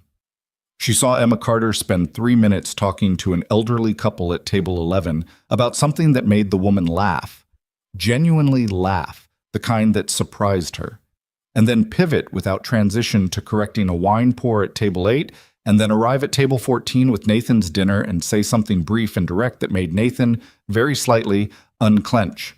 Victoria watched this and thought, she's real. Whatever else she is, the way she does this is real. She was also smart enough to know that real people could still have complicated motives. She flew back to Chicago. She split her time between both cities and spent 3 days on the phone with her contact who handled background research for the Calloway family office. She asked for everything on Emma Carter, which in her world meant everything: financial records, employment history, any litigation, any public records. What came back was almost entirely consistent with what she already knew. One anomaly. The anomaly was small. In the public filing associated with the Brooklyn labor dispute, there was a statement from the restaurant group's HR department characterizing Emma's complaint as having been filed following a performance review in which Ms. Carter received an unsatisfactory rating for interpersonal conduct. The implication, not stated directly but structured carefully, was that the complaint was reactive rather than genuine, that Emma had been facing discipline and had preemptively filed the wage theft claim to create leverage. The restaurant group's attorney had argued this in the subsequent wrongful termination proceeding. The proceeding had been dismissed, not on the merits, but on procedural grounds related to the arbitration clause in Emma's employment contract. Victoria read this 3 times. She sat with it. The HR characterization was a single document from an interested party. The restaurant group had every incentive to frame the complaint this way. The procedural dismissal meant no factual finding had ever been made about which version was true. She knew this. She also knew that Nathan was at a point in his recovery, his slow, difficult, non-linear recovery from 3 years of grief, where the wrong person at the wrong time could set him back in ways that would take years to repair. She knew that Sophie, who had apparently developed a specific and enthusiastic attachment to this woman, was 7 years old and would not understand the concept of calculated manipulation and would simply experience the loss of someone she'd allowed herself to care about. She was, she would later recognize, afraid. Not for Nathan's money or Sophie's inheritance or any of the practical things that attorneys think about. She was afraid in the particular way of someone who has spent years protecting a family from harm and knows that the most dangerous things are the ones that look like healing. She made a decision that she believed was right. She flew back to New York. She sat across from Nathan in his office on a Tuesday morning in early March and told him what she had found. She told it the way she'd been trained to present findings, organized, factual, specific. The Brooklyn proceeding, the HR characterization, the document, the procedural dismissal. She laid the papers on his desk the way Emma had laid her payroll documentation on the same desk 3 weeks earlier, and she watched her brother read them. She did not tell him what to think. She told him the facts as she understood them and let him draw his own conclusions, which was the version of this she'd rehearsed, the version she could live with. What she did not do, could not do because she had not done enough digging yet, was tell him that the HR characterization was from an interested party. She presented it as part of the factual record because it was part of the factual record, and she did not flag the way it was structured because she had not yet looked closely enough at who had written it and under what circumstances. This was the crack in the foundation, small, almost invisible, the kind that doesn't look like anything until the weight shifts and suddenly it's everything. Nathan read the documents. He was quiet for a long time. "You're saying she does this," he said finally. "She finds a situation, she builds trust, she creates leverage." "I'm saying there is documentation of a prior situation with a similar structure," Victoria said carefully. "I'm not telling you what it means. I'm telling you what I found." "She reported the payroll theft here to me directly," he said. "If she wanted leverage, she had it. She could have gone to the press, gone to the labor board, made this very public and very damaging. She didn't." "I know," Victoria said. "That's worth noting." "But," Victoria was quiet for a moment. "But she knew you, Nathan. She knew you'd respond. And she knew that helping you handle it internally put her in a particular position with you." She paused. "I'm not saying that's what it was. I'm saying it's a possible reading." Nathan looked at the documents on his desk. He looked at the window. He looked at Sophie's crayon drawing of Saturn that was still propped against the ledge. "You've met her?" Victoria said. "Twice outside the restaurant. Once to receive her documentation. Once brief encounter at a staff event." He paused. "She's not—" He stopped. "She's not what?" He shook his head slowly. "It doesn't matter what she seems like," he said. And Victoria recognized this as Nathan having already begun to convince himself of something. Seeming like isn't the same as being. She should have said something there. She would later understand that this was the moment, the hinge on which everything turned. She should have said, "Nathan, I'm giving you incomplete information. The document I found is from a party with an interest in the outcome. Before you act on this, we need more." She didn't say it. She was afraid of what would happen if she didn't say it, and more afraid of what would happen if Emma Carter was exactly what the document suggested and she'd said nothing. She let the moment pass. "I just need you to be careful," she said. "That's all." Nathan nodded slowly. He gathered the documents and squared them against the desk. He looked like someone who had just found a crack in something he'd thought was solid and didn't know yet how deep it ran and was doing the calculation about whether to ignore it. "Thank you," he said, "for looking into it." Victoria left. 3 days passed. Then it was Thursday. Emma arrived for her Thursday shift at 7:15 and set up her section and did the pre-service side work that was the same every week. Napkins, silverware, water glasses positioned at the 2 o'clock mark the way Gerald had required. and the way she'd continued doing it after Gerald left because it was her habit now, independent of him. She was carrying a tray of water glasses to table 12 when she became aware of Nathan standing near the host stand. This was unusual. He was 20 minutes early. He never arrived early. He was not heading to table 14. He was standing near the host stand, looking at the room in the particular way of someone who is waiting for something they've been steeling themselves for. When he saw her, he came across the room. Emma set the tray down on the nearest surface and turned to face him because his expression told her immediately that this was not a Thursday dinner arrival. "Can we talk?" he said. The restaurant was not yet open. There were 3 other staff members on the floor: Paulina folding napkins in the back, Diane setting up the bar section, a new runner named Derek polishing wine glasses. None of them were close enough to hear. "Of course," Emma said. He didn't pace. He stood with his hands in his coat pockets. He hadn't taken his coat off, she noticed, which meant he didn't intend to stay, and looked at her with the measuring gaze that she'd learned to read over the past 4 months. And what she read in it now was something she recognized from other contexts and had not expected to see here. He had already decided something. "My sister has been looking into your background," he said. He delivered this without softening, which she respected even as her stomach dropped. She found documentation from the Brooklyn situation, an HR file from the restaurant group. It suggests the complaint you filed was made in response to a performance review, that there were concerns about your conduct before you reported the wage theft. The room was very still. Somewhere in the kitchen, Marcus called something out to Derek about the prep list, and the sound was completely incongruous. Normal, domestic, happening in the same world as this conversation. Emma said nothing for a moment. She was running through the Brooklyn situation in her head, systematically, the way she ran through things when she was trying to remember them accurately and not the way she wanted them to be. The performance review he was describing, she remembered it. She remembered it because it had been conducted by the same manager who had been stealing wages 3 days after she'd first accessed the payroll records, and it had cited interpersonal friction with management as its primary concern. She had understood at the time exactly what it was. The performance review, she said, keeping her voice level, was conducted by the manager who was stealing the wages. 3 days after I accessed the payroll records he knew I'd been looking at. Nathan looked at her. "That's your account," he said. The 2 words landed like a weight. "Yes," she said, "that's my account. It's also what I told the HR department when they contacted me, and what I put in writing in the subsequent proceeding." The proceeding was dismissed. "On procedural grounds," she said. "Arbitration clause. Not on the merits. There was no factual finding about who was telling the truth." "I know," he said. "Which means there's also no finding that supports your version." She looked at him.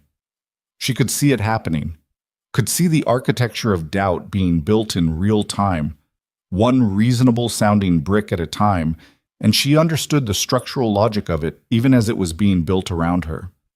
She understood because she knew what fear looked like in people who had been hurt and had healed badly and were now protecting the scar tissue at the expense of the living tissue underneath. She had a choice here. She could fight it, bring out her own documentation, walk him through the timeline, make the case methodically and specifically, and trust the evidence to speak clearly. She could see, in the set of his jaw and the position of his hands in his coat pockets, that this would not work. Not tonight.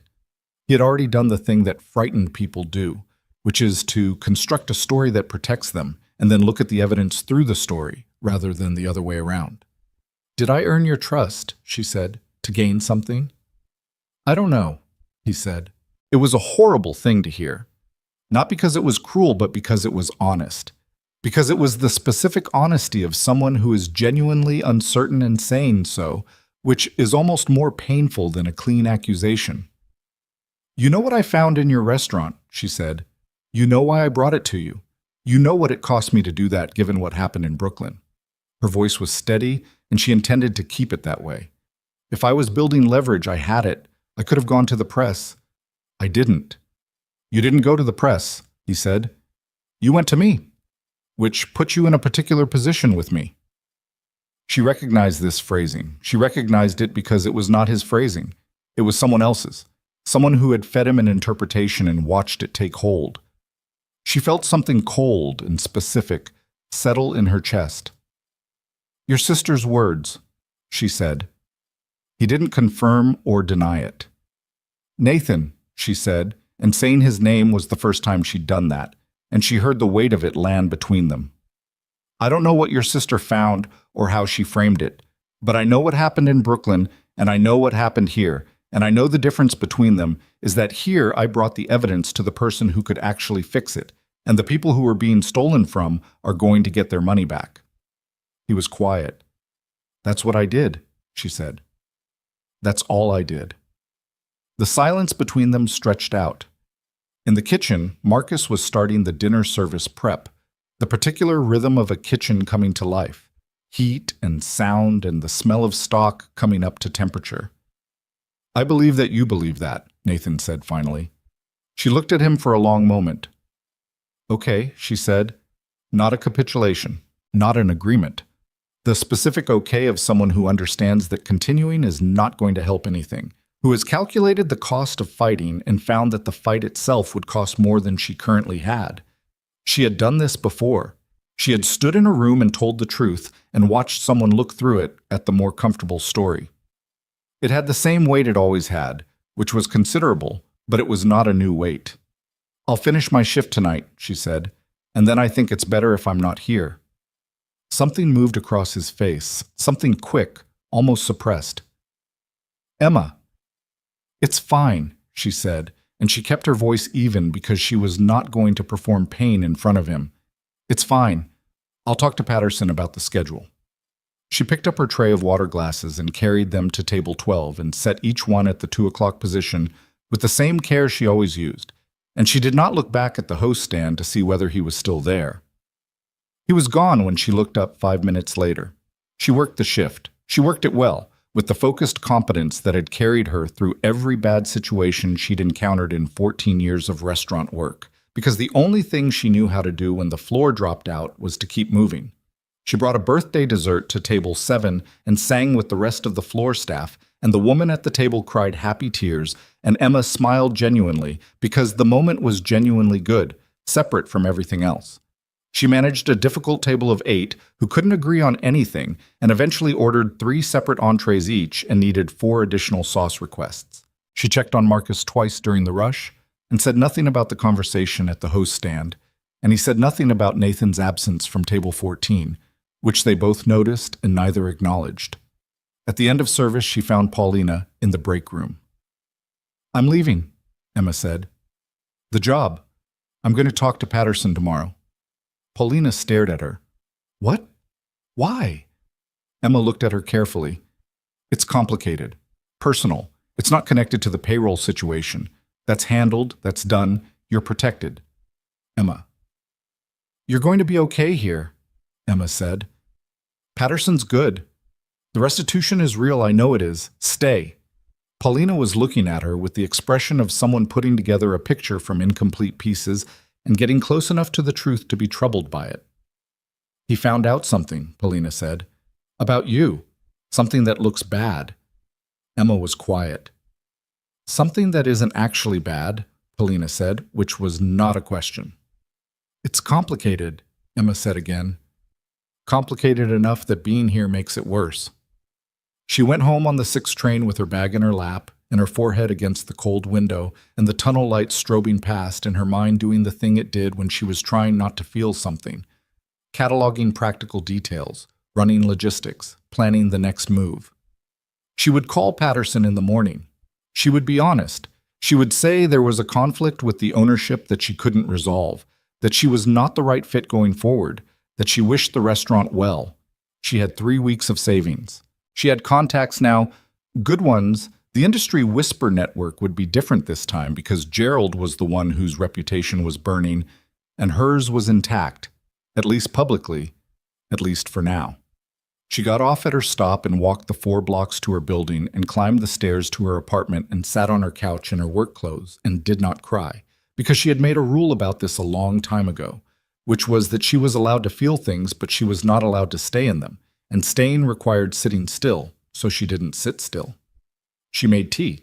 She sat at her kitchen table. She opened her notebook, Not the one with the payroll documentation, but the other one, the personal one she'd kept since she was 22, where she wrote down things she was trying to understand. She wrote down what had happened tonight in the spare, factual way she wrote things down when she needed to see them outside of her head. She wrote, "He already believed it when he came in. Someone had organized the information in a particular order, and he was already looking through that order at everything else." She wrote, "The version of events that protects frightened people is always more comfortable than the version that requires trusting someone new." She wrote, "I was right about him. I was right that he was the kind of person who could handle the truth, and I was right about how much that would matter once someone got to him first with a better story." She sat with that for a while. Then she wrote, "Paulina gets her money back. Diane gets her money back. All 19 of them. That part worked. Whatever else happened, that part worked." She underlined it. She closed the notebook and finished her tea and went to bed, and the city made its nighttime sounds outside her window. The particular texture of a Manhattan night, traffic and distant voices, and the periodic mechanical exhale of a bus. And she lay in the dark and thought about a man who had ordered food he didn't eat for 3 years and one night finally finished a bowl of soup, and about the specific sadness of watching someone choose the familiar darkness over the unfamiliar light, not because the darkness was better, but because it was known. She thought about Sophie, and this was the part that was hardest. Sophie, who had brought her the specific weight of a 7-year-old's trust, which is heavier than it looks. Sophie, who had told her that Saturn was worth looking at. Sophie, who had said thank you for making my dad eat with the directness of a child who has not yet learned that gratitude makes you vulnerable. Emma was aware, lying in her dark apartment, that she was going to have to learn how to not think about Sophie. She was going to have to practice that, the way you practice something uncomfortable until it becomes tolerable. She told herself it would get easier. She mostly believed it. What she did not know, could not know, lying in her apartment on the night of a Thursday in early March, was that Victoria Calloway was not sleeping either. That Victoria had driven home from her Midtown hotel through the quiet of a late New York evening and had sat in her rental car in the parking garage for 12 minutes doing the thing she rarely let herself do, which was to doubt the decision she'd already made. She was thinking about the phrasing in the HR document. She was thinking about the way it was structured, not quite lying, but organized. Organized the way a case is organized when someone is building a defense. She was also thinking about Emma Carter's face, which she had watched for 2 hours at Meridian and which had not performed anything, which had moved through the room with the specific unrehearsed quality of someone who was doing a job they were good at for its own sake, not for an audience. She was a good attorney, even now, even years removed from practice. And good attorneys are trained to notice when evidence is organized and when it is simply true, and those two things are not always the same. She was sitting in the parking garage thinking about this when her phone rang. It was her contact at the family research firm. "I went back to the Brooklyn case," the contact said. "The HR document, the performance review." Victoria sat up straighter. "What did you find?" "The performance review was conducted by the general manager, the one who was later internally censured for the wage theft." "I know that." "What I didn't flag the first time, the date on the performance review is 3 days after an internal IT log shows someone accessed the payroll processing system from Emma Carter's workstation." The parking garage was very quiet. "She was already looking at the records," Victoria said, before the complaint." "Correct. Which means the review came after she'd already found something, not before." "He knew she was looking." "That's the inference," the contact said carefully. "I can't confirm what he knew, but the timeline is not what the document implies," Victoria said. A pause. "No, it's not." She sat in the car for a long time after she hung up. She had given Nathan the document. She had framed it as factual. She had watched her brother, who was afraid and healing and imperfect in every human way, take that document and build a fortress out of it, and she had let him because she had been afraid too. She called Nathan. He didn't answer. It was late. She called again, and he silenced it. She sent a text. "I need to talk to you about Emma Carter. Call me tonight when you can. It's important." He did not call back that night. Victoria sat in the parking garage and understood, with the clarity that comes too late and costs too much, what she had done. She had given her brother a weapon and called it protection. She had organized incomplete information into a story that felt like certainty and watched a frightened man use it to push away the first person in 3 years who had reached him. She had been trying to protect Nathan and Sophie. She had instead, with the best of intentions and the most careful of methods, done something she was going to have to spend a significant amount of time and effort undoing. She drove back to her hotel. She did not sleep. Emma Carter, across the city, finally did. The specific, exhausted sleep of someone who has carried something heavy for a long time and has finally, not by choice but by necessity, set it down. The notebook was still open on the kitchen table. The last line she'd written, underlined twice, was visible in the streetlight coming through the window.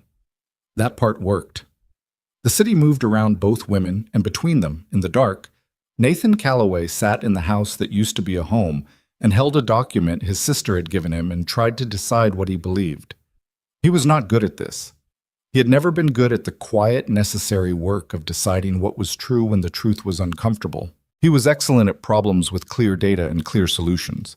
He was less excellent at the human problems, the ones where the data was feelings and the solution required him to be braver than his fear.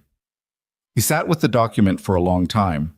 Then he put it in his desk drawer and went to check on Sophie, who was asleep in her room with a library book about neutron stars open on her pillow and her telescope positioned to catch whatever the New York sky was willing to show her through the window.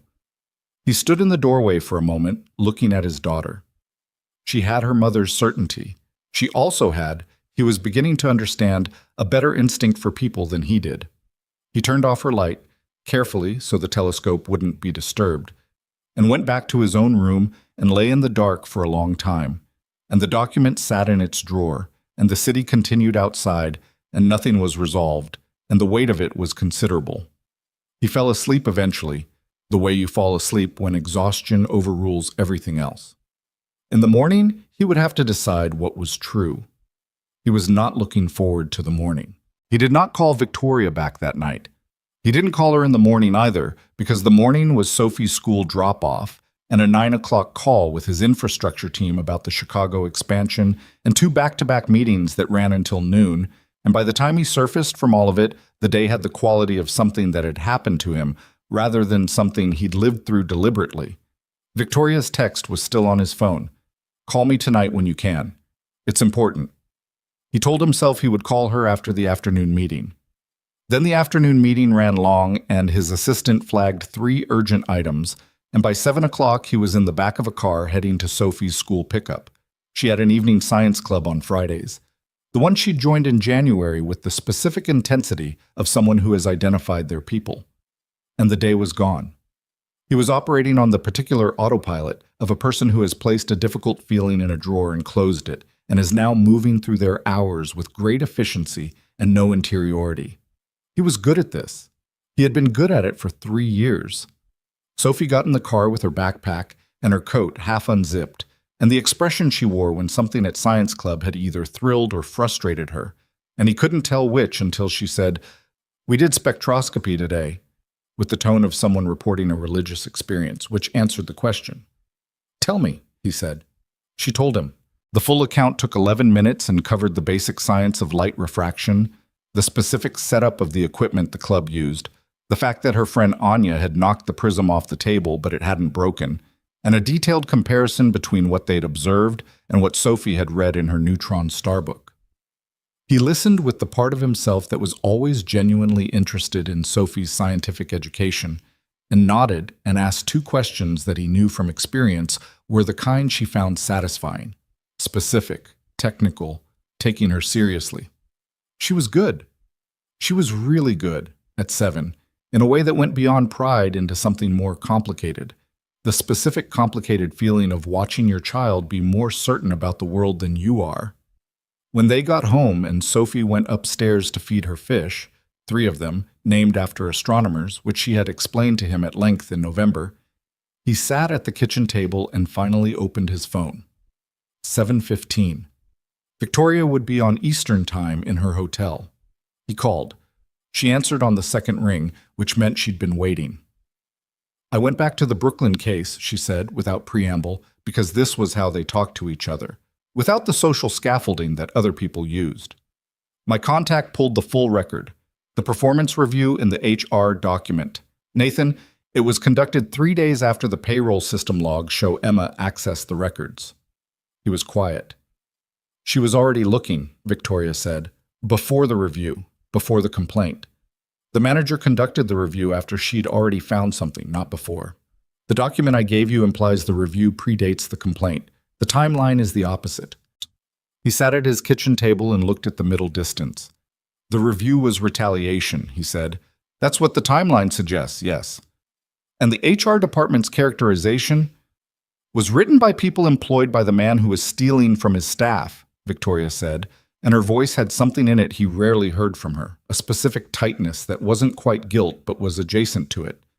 I gave you an interested party's document and presented it as part of the factual record without flagging the interest. A pause. I missed it the first time. I should not have missed it. The kitchen was very quiet. Upstairs he could hear Sophie moving around her room, the soft thump of her putting her backpack down. I went to the restaurant last Thursday, Nathan said. I know. I said things to her. Victoria was quiet. She didn't argue, he said. She just... He stopped. He ran the conversation back in his head, the way he'd been running it since he got in the car that night and had been mostly successful at not running it since. She told me the true account, and I told her it was just her account, and she said okay and went back to work. Nathan, she left the job, he said. She called Patterson the next morning. I got the notice from HR. Another silence, longer this time. I know, Victoria said quietly. I saw it. He stood up from the kitchen table and walked to the window. Outside the street was doing its Friday evening thing, people moving home from work, the particular loosening quality of a city exhaling into a weekend. A woman walked past with a dog, a kid on a bike. The ordinary world moving. I trusted you, he said. Not an accusation, just a statement of how it had worked. I know. Victoria's voice was flat, in the way voices go flat when the person speaking has already taken themselves apart over something, and is now just reporting the results. I was trying to protect you, and Sophie, and I moved too fast on incomplete information, and She stopped. I was afraid, Nathan, of you getting hurt again, of Sophie getting hurt, and I let that fear organize the facts into a shape that fit what I was afraid of instead of what was actually there. He thought about this. He thought about a bowl of consommé and a woman who had told him the true thing when no one else would and asked for nothing in return, and then, when the moment required it, done it again. Had brought him documentation of theft in his own restaurant at significant personal risk and asked for nothing in return. He thought about what he'd said to her. I believe that you believe that. He thought about the expression on her face when he said it. Not wounded exactly. The expression of someone who has encountered this particular shape of injustice before and has developed, out of necessity, a very practiced way of not showing how much it costs. I have to fix this, he said. Yes, Victoria agreed. You do. Tell me the full picture, everything your contact found, all of it. She told him. It took 30 minutes, and by the end of it, he had the complete version of the Brooklyn story.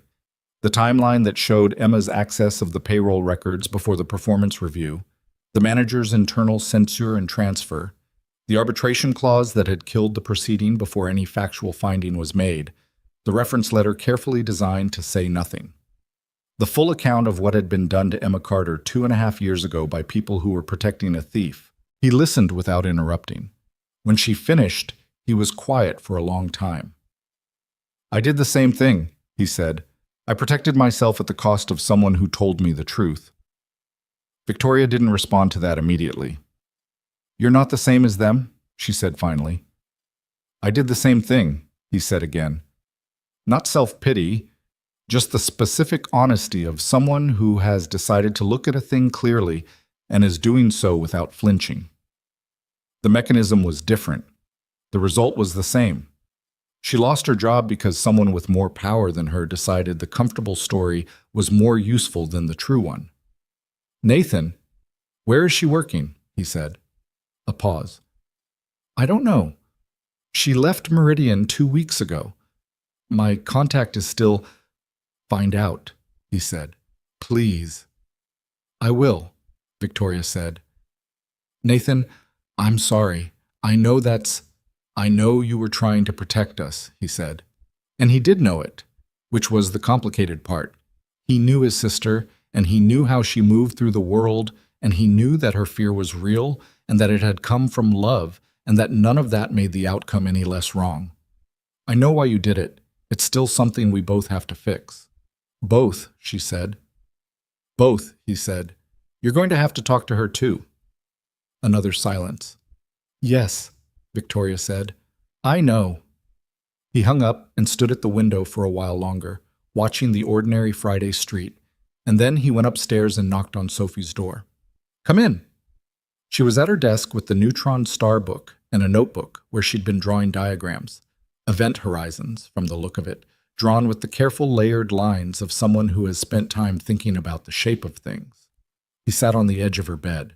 You haven't mentioned Emma in a while, Sophie said, without looking up from her diagram.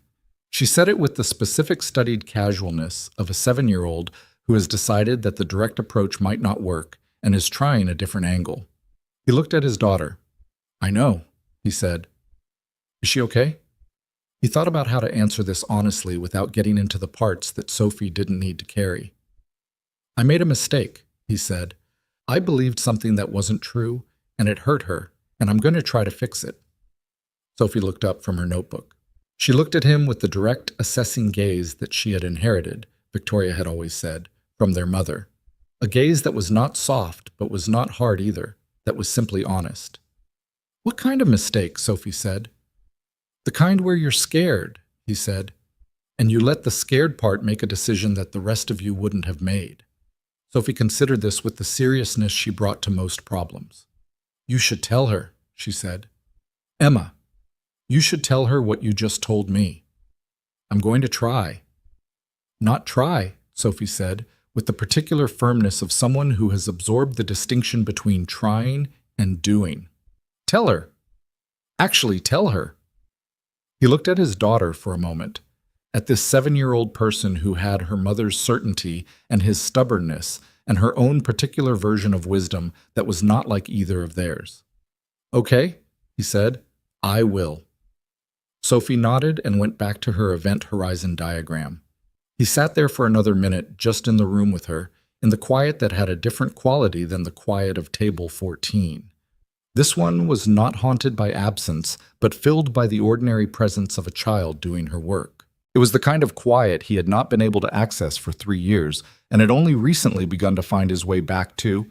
And Emma Carter was part of why, and he had repaid her for that with the one thing she'd experienced enough to recognize on sight. He went to his office and called his assistant. I need to find someone, he said. Emma Carter, former Meridian employee. I need to know where she is. I'll start looking, his assistant said. Any urgency?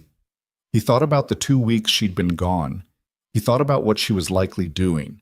Rebuilding, again, in the careful, methodical way she'd described rebuilding after Brooklyn, picking up shifts, navigating the industry network that had let her down once and might be more cooperative this time.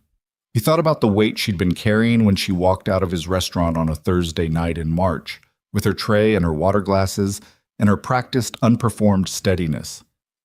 Yes, he said. Urgency.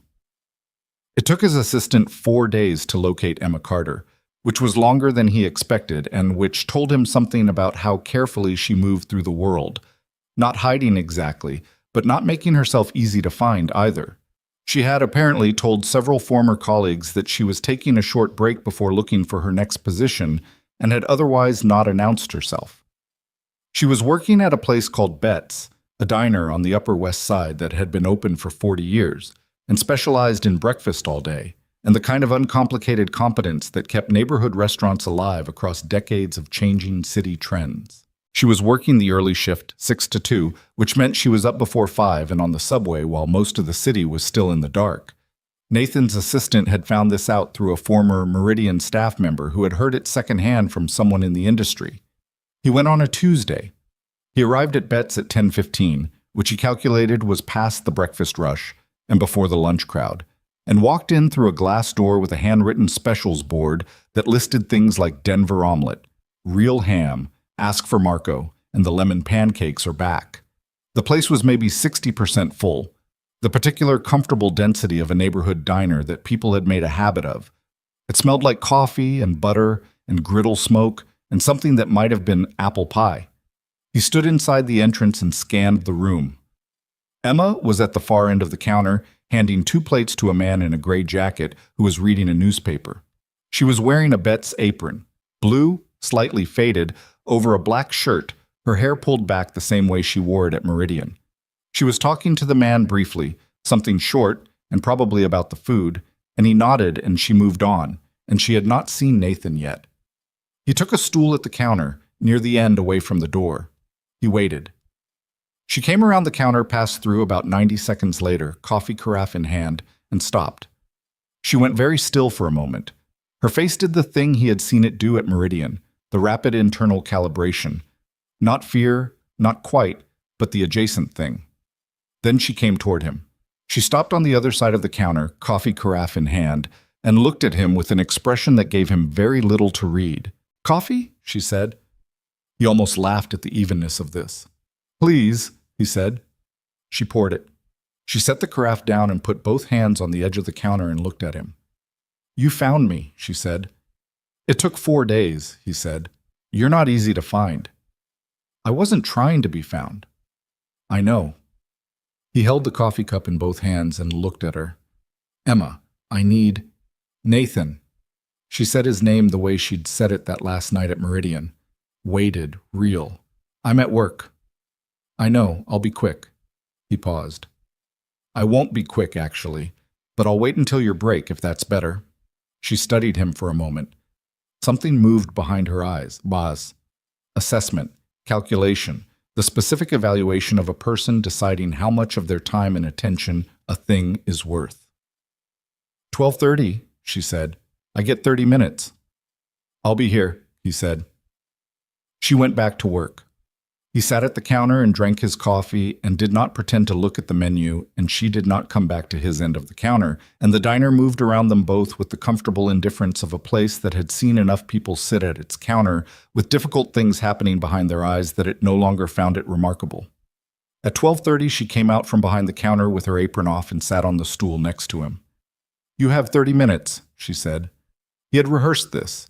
He had spent 4 days since Victoria's call finding the right words, which he understood were not about being eloquent, but about being accurate.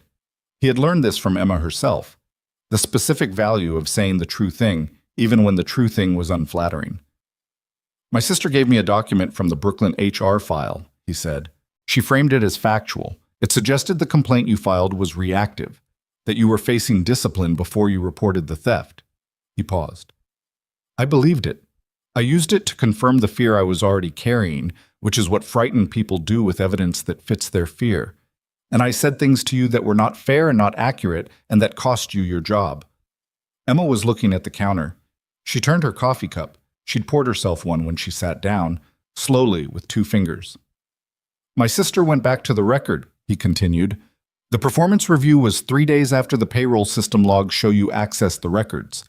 The manager knew you'd been looking. The review was retaliation, not cause. The document she gave me was written by people protecting the man who was stealing from his staff, and she didn't flag that when she gave it to me, and I didn't ask." Emma turned her coffee cup again. "Once. I know what happened in Brooklyn," he said. "The complete version. I know what they did to you and what it cost you and how you rebuilt from it.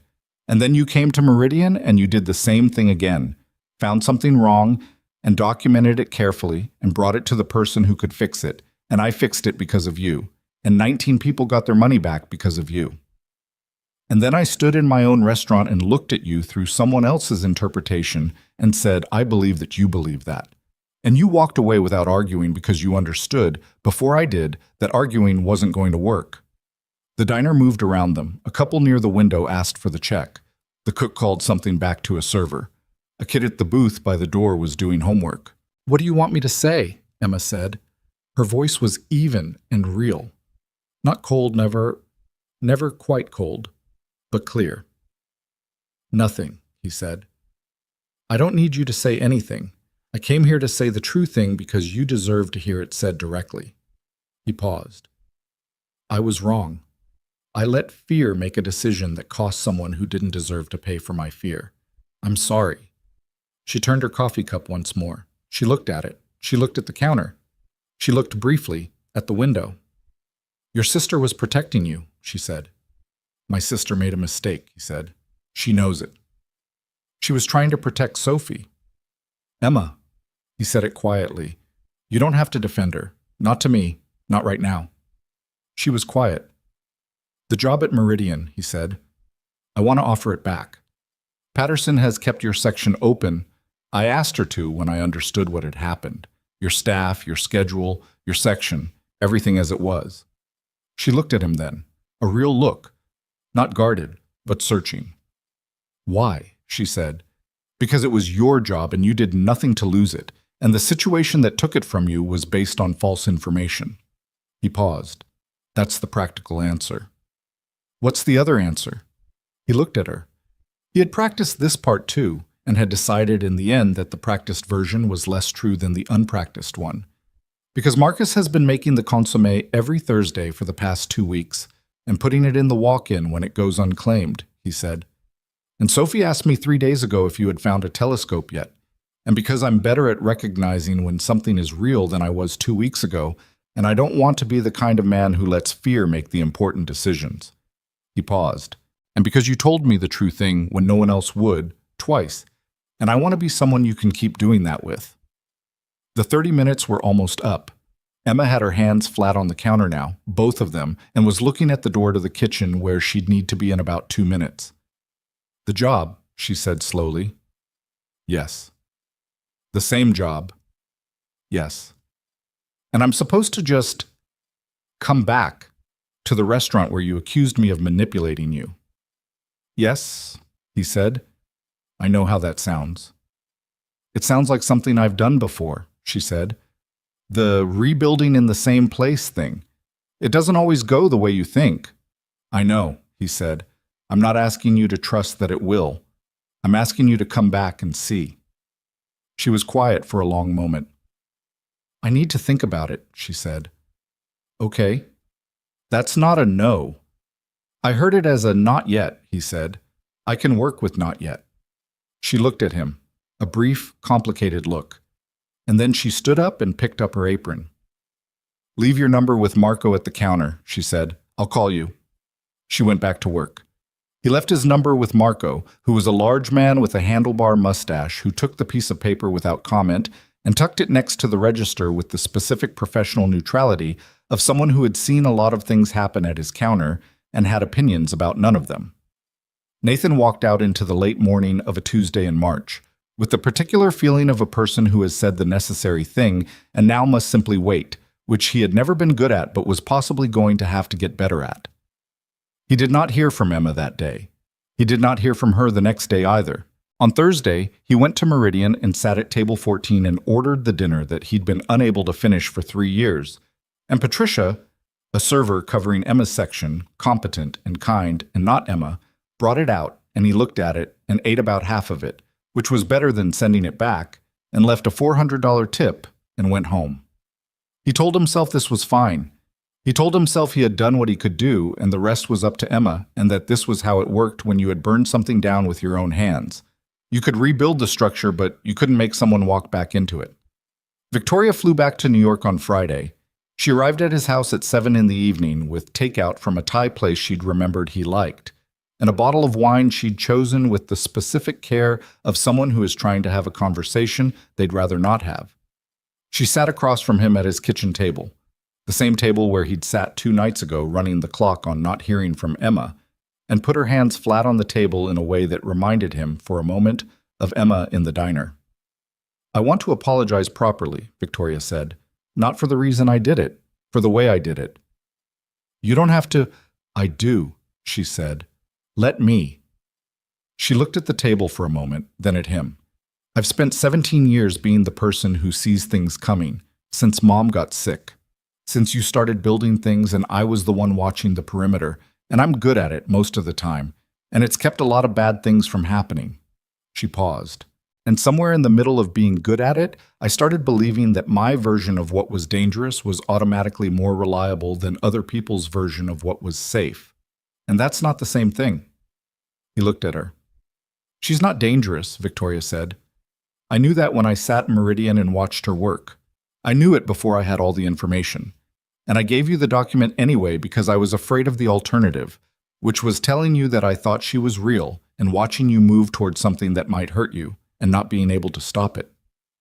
Nathan was quiet for a moment. You could have just told me that, he said, that you were afraid. I know, she said. I know I could have. She picked up her wine glass and put it down without drinking. I'm sorry, Nathan, for what it did to her, and for what it did to you.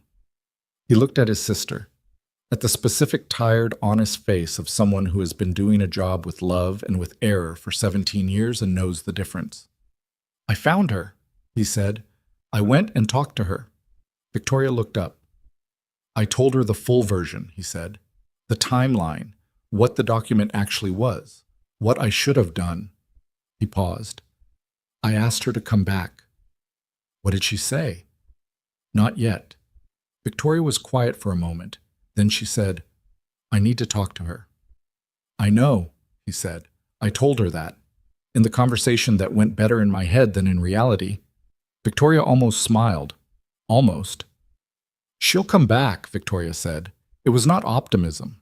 Not from Victoria, who was structurally opposed to unfounded optimism. It was assessment. She's not the kind of person who runs. I know, he said. I know she's not. They ate the Thai food and talked about other things. Sophie's science club, the Chicago expansion, a property issue that needed Victoria's legal attention. And the conversation moved the way it always moved between them, without much ceremony, because they had been talking to each other for 32 years and had long since stopped needing the ceremony. After Victoria left, he sat at the kitchen table for a while, the takeout containers cleared, his wine half finished. He was looking at the kitchen the way you look at a space you've spent a lot of time in and are suddenly seeing differently. The particular slant of the light, the familiar objects in their familiar places, the specific quality of quiet. His phone buzzed. He looked at it. Emma Carter. He opened the message. I'll come back. But I need it to be different, not the same job in the same arrangement. I need to know that what I found matters in an ongoing way, not as a one-time fix. If the restaurant is going to be better, I want to be part of making it better. He read it twice. He typed back, I wouldn't want it any other way. When? 3 minutes passed. He sat with his phone on the table and did not pick it up and waited, which he was slightly better at now than he'd been 2 weeks ago. Her reply came, Monday, 6 p.m. I want to talk about what better actually means before I put my apron back on. He typed, Monday, 6 p.m. I'll be there. He set the phone down. He sat in the quiet of his kitchen for a long time, not doing anything, which was unusual for him and which felt different than the paralyzed stillness of the past 3 years. This stillness was not grief-shaped. It was the stillness of someone who has been moving very fast for a very long time and has briefly, for one evening, stopped. He thought about Emma sitting at the Betts counter, turning her coffee cup with 2 fingers. He thought about what it had cost her to send that text, the specific calculation of someone who had been wronged and was choosing to come back anyway, not because the wrong had been made right, but because the person who had wronged her had shown up and said the true thing. He understood, sitting in his kitchen on a Friday night in March, that this was what she'd been doing for him since November, showing up and saying the true thing, not because she wanted anything from it, because she was built that way. He understood also that being built that way was not a virtue that had made her life easier. It had made it significantly harder, and that she'd kept doing it anyway. Upstairs, Sophie was asleep with her astronomy books and her telescope aimed at the New York sky. He got up and went to his office and opened his laptop and began drafting notes for Monday's conversation, because he was not a man who went into important conversations unprepared, and because what Emma had asked for, I want to know that what I found matters in an ongoing way, was a reasonable ask and deserved a real answer. He worked until midnight and then he went to bed, and for the first time in a while he went to sleep without the specific weight of something unresolved pressing on his chest. There was still plenty unresolved. He was under no illusion about that. But there was a Monday now, and a conversation scheduled for Monday, and that was enough for tonight. He slept. In the morning, Sophie came downstairs for breakfast and found him already in the kitchen, which was unusual. He was normally still in his office at this hour. She looked at him with the assessing gaze. "You slept," she said. "I did." She sat down at the table. "Did you talk to Emma?" "She's coming Monday," he said. Sophie nodded with the satisfied certainty of someone whose hypothesis has been confirmed. "I told you," she said. "Tell her.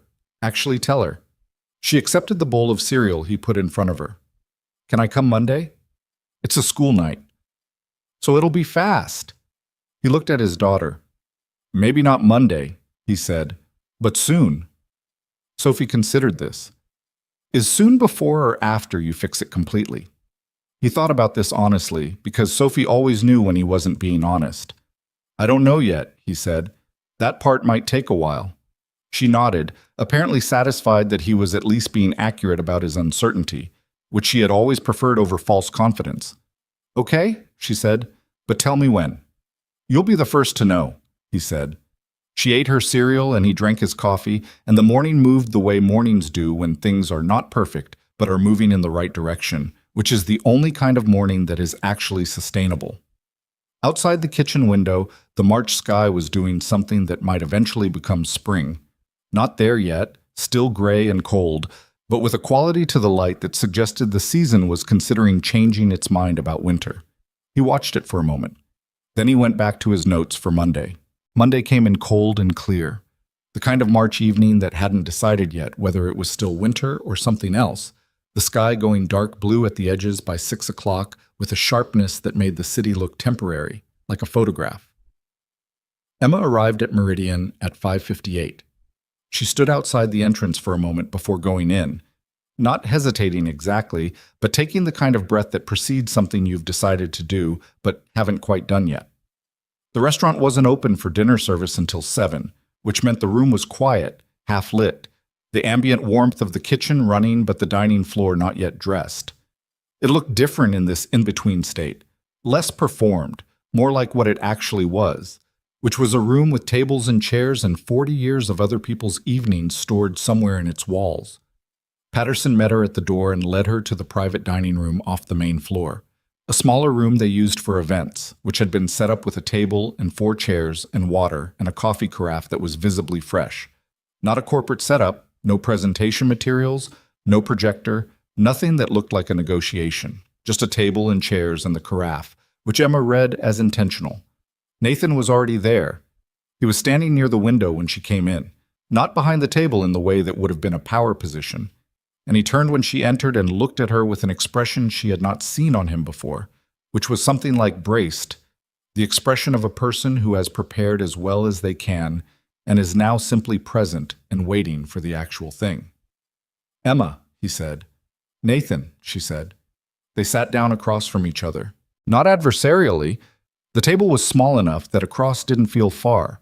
Patterson poured coffee and left, and then it was just the two of them and the quiet room, and the work of figuring out whether the distance between where they'd left things and where they needed to be was bridgeable.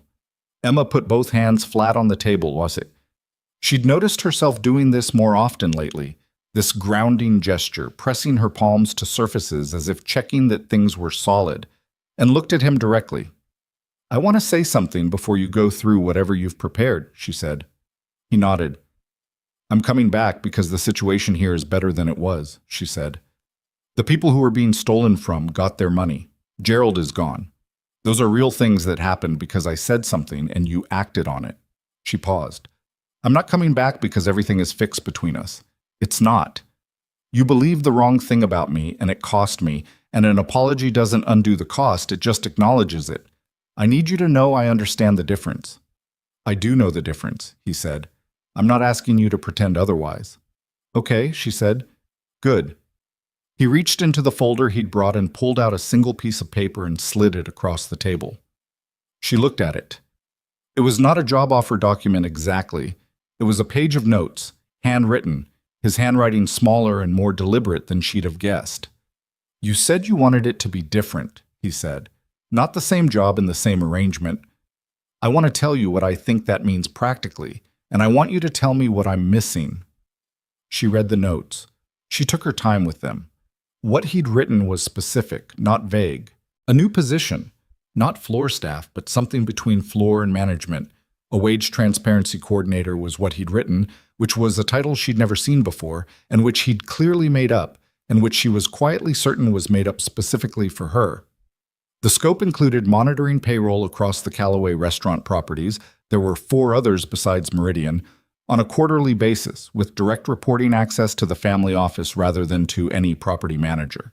It included a salary that was more than she'd made at her best previous job. It included a clause she read twice. Independent reporting authority. Staff concerns brought to this position cannot be redirected or suppressed by any property management. She set the paper down. "You made this up," she said. "The title, yes," he said. "The need for it is not made up. I have 4 other restaurants, and I don't have anyone whose specific job is to pay attention to whether the people working in them are being paid correctly." He paused. "I should have had that before Gerald. I didn't. That's a structural problem I want to fix." "You want to fix it with me?" "I want to fix it with someone who has demonstrated twice that they know how to find these problems and what to do with them," he said. "You're the only person I know who qualifies." Emma looked at the paper again. The Independent Reporting Authority Clause. The direct access to the family office. The specific, unambiguous scope. "If I find something in one of your other properties," she said, "you bring it to me directly, same as before.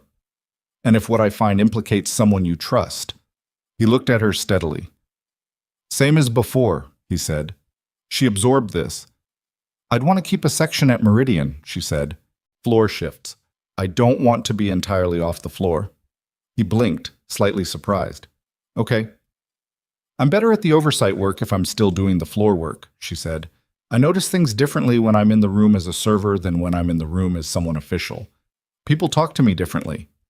He was quiet for a moment, and she could see him processing this, the specific, pragmatic logic of it, which was the kind of thing he understood. "That's actually smart," he said. "I've been doing this a long time," she said. "I know you have." She looked at the paper one more time, and then she set it down and looked at him. "I have one more condition," she said. "Tell me." "Your sister," she said. "I want to talk to her, not for her to apologize to me necessarily. I need to have a conversation with her directly, without you in the middle of it." Nathan was quiet. "I'll arrange it," he said, "if she's willing." "Ask her," Emma said. "I think she'll say yes." He nodded. She picked up the piece of paper and folded it once and put it in her bag. "Monday next week," she said. "I'll be here Monday." Something in Nathan Callaway's face did the thing she'd been watching it do since November. That brief, fractional opening, the small weather change behind the eyes. She'd cataloged it over many Thursdays and had come to understand it as the specific expression of a man who was surprised, each time, to find that something good was still capable of happening to him. "Monday," he said. "And Thursday," she said, standing up. "I'll cover table 14 on Thursdays." He stood as well. They were both standing now, on either side of the small table, and it was not a dramatic moment. It was just 2 people in a quiet room who had managed to say enough true things to make the next part possible. "Emma," he said. She waited. "I know it doesn't undo anything," he said. "What I did. But I need you to know that I understand what I asked you to pay for my fear. I know what it cost, and I'm going to spend whatever time I'm given making sure it was the last time something like that happens in anything I'm responsible for." She looked at him for a moment. The thing about Nathan Callaway, she had understood since November, was that he was not actually good with words the way some people were. He was good with systems and structures and the clean logic of numbers. And words cost him something, and that meant when he used them carefully, it was because he meant them. "That's enough," she said. "For now, that's enough." She left. Marcus was in the kitchen when she went through the service corridor on her way out. He was at his station doing what he always did at this hour, the precise, absorbed work of a man who found the pre-service kitchen the most honest place in the world. He looked up when she came through. He didn't say anything. She didn't say anything either. He turned back to his station, and she kept walking, and that was enough between them. The particular economy of people who have worked alongside each other and understand that some things don't require language. She walked out onto the street and the cold hit her face, and she stood for a moment on the sidewalk outside Meridian with the ordinary city moving around her, and she thought about what she'd agreed to and whether it was right. She thought about the fact that she was not walking back into the same situation. She was walking back into a changed situation, with different terms and different structure, and the specific safeguards that came from having learned, twice, how things go wrong when the structure doesn't support the truth. She thought about the fact that this did not make her feel safe exactly. Nothing made her feel safe exactly, and she had stopped waiting for that feeling around the time she was 23 and understood it wasn't coming. What she felt instead was clear, and clear was something she could work with. She walked to the subway. Victoria called her on Wednesday. They met at a coffee shop in the West Village, neutral ground, which Emma had suggested and Victoria had agreed to without comment. Victoria arrived 3 minutes early, which Emma registered as the behavior of someone who wanted to demonstrate that they were taking the meeting seriously. And Emma arrived on time, and they sat across from each other with their coffees and regarded each other the way two people regard each other when they have significant history and none of it has been direct. Victoria Calloway in person was not quite what Emma had expected, though she was not sure exactly what she'd expected. She was 41, polished in the specific way of someone who had operated in legal and financial environments for 20 years and had learned to present herself as a version of competent that left no surface for doubt to grip. She was also, Emma saw immediately, not entirely comfortable, which was either genuine or a very good performance of genuine, and Emma had become good enough at reading people to believe it was the former. "I want to tell you what I did," Victoria said, without framing it as a justification. "Okay," Emma said. Victoria told it. All of it. The watching, the research, the Brooklyn document, the decision to present it to Nathan without flagging the conflict of interest in the source, the call from her research contact 3 days later that had undone everything she'd built. She told it with the specific precision of an attorney giving an account of her own conduct, which meant she didn't soften it or expand it. She just said what happened in the order it happened. When she finished, she put her coffee cup down and looked at Emma. "I was afraid of you," she said. "Not of you specifically, of what you represented. Nathan was healing and Sophie was attached, and I'd spent 3 years holding things together, and I couldn't watch it fall apart again because I'd failed to see something coming." She paused. "And so I saw something that wasn't there, because seeing it protected me from having to trust that things were actually okay." Emma listened to this. She thought about it honestly. "I understand that," she said. "I don't think it was okay, but I understand the mechanism." Victoria looked at her. "My whole adult life," Emma said, "I've been the person who says the thing that costs something. I've lost jobs. I've lost situations I valued. I've spent significant amounts of time rebuilding from the fallout of telling the truth to the wrong person at the wrong time." She paused.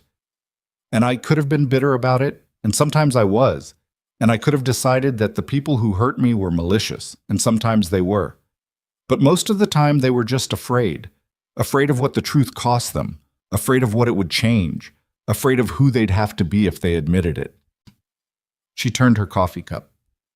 "Fear makes people do things that look cruel from the outside, but feel like survival from the inside. I know what that looks like." Victoria was very still. "That's not absolution," Emma said. "I'm not absolving you.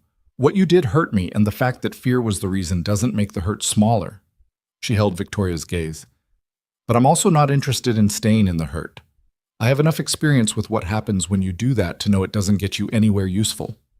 Victoria was quiet for a long moment. "You're more generous than I would be," she said, "in your position." "I'm practical," Emma said. "There's a difference." Something in Victoria's face shifted.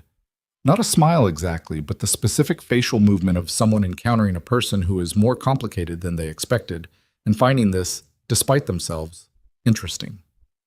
"I'd like to try again," Victoria said. "Not friendship, necessarily. I don't know what we'd be, but something other than what this has been." Emma considered this. "I can work with that," she said. They finished their coffees and talked, carefully, about neutral things. Victoria's legal work, Emma's background in restaurant management, the specific organizational challenges of multi-property hospitality oversight, which Victoria had opinions about from a structural standpoint, and Emma had opinions about from a practical one, and which turned out to be a conversation that was genuinely interesting to both of them in a way that surprised them both.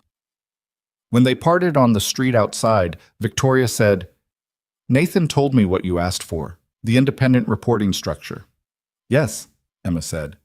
"It's the right call," Victoria said. "The structure he had before was, I should have flagged it years ago. The general manager having sole oversight of payroll with no independent check. It's basic." She paused. "I should have seen it." "You weren't looking for it," Emma said. "I should have been," Victoria said. "It's my job to look for it." Emma thought about this, about how often the things that go wrong are not the things anyone was actively hiding, but the things that nobody thought to look at directly. "Then look at it now," Emma said. "All 4 of the other properties. Fresh eyes on all of them." Victoria looked at her. "Together?" Emma thought about it. "Maybe," she said. "After Monday. One thing at a time." She walked home and the city was doing its March thing, the light lasting a few minutes longer each day in the almost imperceptible way of seasonal change, and she thought about how things that shift slowly are hard to see in the moment and obvious in retrospect. Monday came. She showed up at Meridian at 11. The new position had different hours, which was one of the adjustments she was still calibrating, and spent 2 hours with the Callaway family office's financial coordinator going through the payroll architecture of all 5 properties. It was detailed work, the kind she was good at, pattern recognition, discrepancy identification, the specific skill of knowing which number to look at twice. The financial coordinator was a woman named Ruth, who had been with the family office for 12 years and had the focused energy of someone who was very good at a technical job and pleased to be working with someone who asked the right questions. At 1:30, she put on her apron for the floor shift. The Meridian staff who were on that day treated her return with the specific understated normality of people who had discussed it among themselves and collectively decided that the most dignified response was to act as if the gap had not occurred. Not coldly, but practically. Paulina gave her a brief, real smile when she came through the service corridor. Diane looked up from the bar setup and said, "14's yours," which was as much ceremony as Diane ever applied to anything. The new runner, Derek, who had not been there during the worst of it, simply handed her the afternoon prep list and went back to his work. Marcus said nothing until she went through the kitchen at 2 to check on the mise en place, and then he said, without turning from his station, "Consommé's running Thursday." "I know," she said. "Thank you, Marcus." "Don't thank me," he said. "I was going to make it anyway." She understood this to mean that it was no longer a thing he did for Nathan's benefit, or for the ritual of Table 14. He made it because it was good, and because he had come, over the past months, to believe in the specific value of making things that were simply and honestly what they were. She understood also that this was his way of telling her he was glad she was back, which was enough. She worked the afternoon and through to the dinner service, and it was mostly ordinary in the way that good things are often ordinary. No dramatic reconciliation moment, no one making a speech, just the familiar rhythm of a dining room doing what dining rooms do, and her moving through it with the specific competence she'd spent 14 years building. Thursday came, 7:45. She was at table 14 when he arrived. He came through the entrance and paused at the coat check and moved through the room and sat down. He looked at the empty chair across from him, not the way he used to look at it, not that sealed, grief-hollowed look she'd first seen in November. He looked at it the way you look at something that used to be very painful and now was just part of the landscape of your life, present but no longer capable of winding you. She came to the table. "Good evening," she said. He looked up, and the thing happened. The brief fractional opening in his face, the small weather change, and he said, "Good evening, Emma." And there was something in the way he said her name that was different from the early Thursdays, but she didn't have a word for the difference yet. "Marcus has the consommé," she said. "There's also a short rib braise on the staff menu." "The consommé," he said. "Of course," she said. She went to get it. The weeks that followed were not smooth exactly. Nothing that involves actual people and actual consequences is ever smooth. But they were real. Emma settled into the dual structure of her work with the specific practicality she applied to most things, moving between the oversight function and the floor work with an ease that surprised even her. Ruth at the family office turned out to be an ally, someone who understood what Emma was looking for and why, and who had the institutional knowledge to know where the bodies were buried, figuratively speaking, in each property's financial history. They found two minor discrepancies at the Tribeca property, not theft, but structural errors in overtime calculation that had been quietly disadvantaging two kitchen staff for 18 months. Emma documented it, brought it to Nathan directly, and watched it get fixed within a week. She watched the two kitchen staff members receive the corrected amounts and say nothing publicly because they needed their jobs, but she knew, and that was enough. She and Victoria began meeting monthly to review the structural oversight of all 5 properties, which was an arrangement that neither of them had anticipated in March, and which both of them found, to their respective surprise, productive. Victoria brought the legal architecture. Emma brought the floor-level knowledge. The combination was better than either would have been alone, which was the kind of thing that was obvious once it was happening and had not been obvious before. They were not friends. They were something else, something that had been built out of a very specific conflict and come through it changed, which didn't have a clean name but didn't require one. Sophie came to the restaurant on a Friday evening in April. She arrived in the purple dress because it was her dinner dress and she was committed to it as a category. And she climbed onto her chair at table 14 on Fridays and immediately looked around for Emma with the focused scan of someone checking whether the right person was on shift. Emma was. She came to the table and Sophie looked up at her with the expression that was still direct and still serious and still entirely unguarded, because Sophie had not learned yet to guard herself, and Emma, for Sophie's sake, hoped the process would be slow. "Emma," Sophie said. "Sophie," Emma said.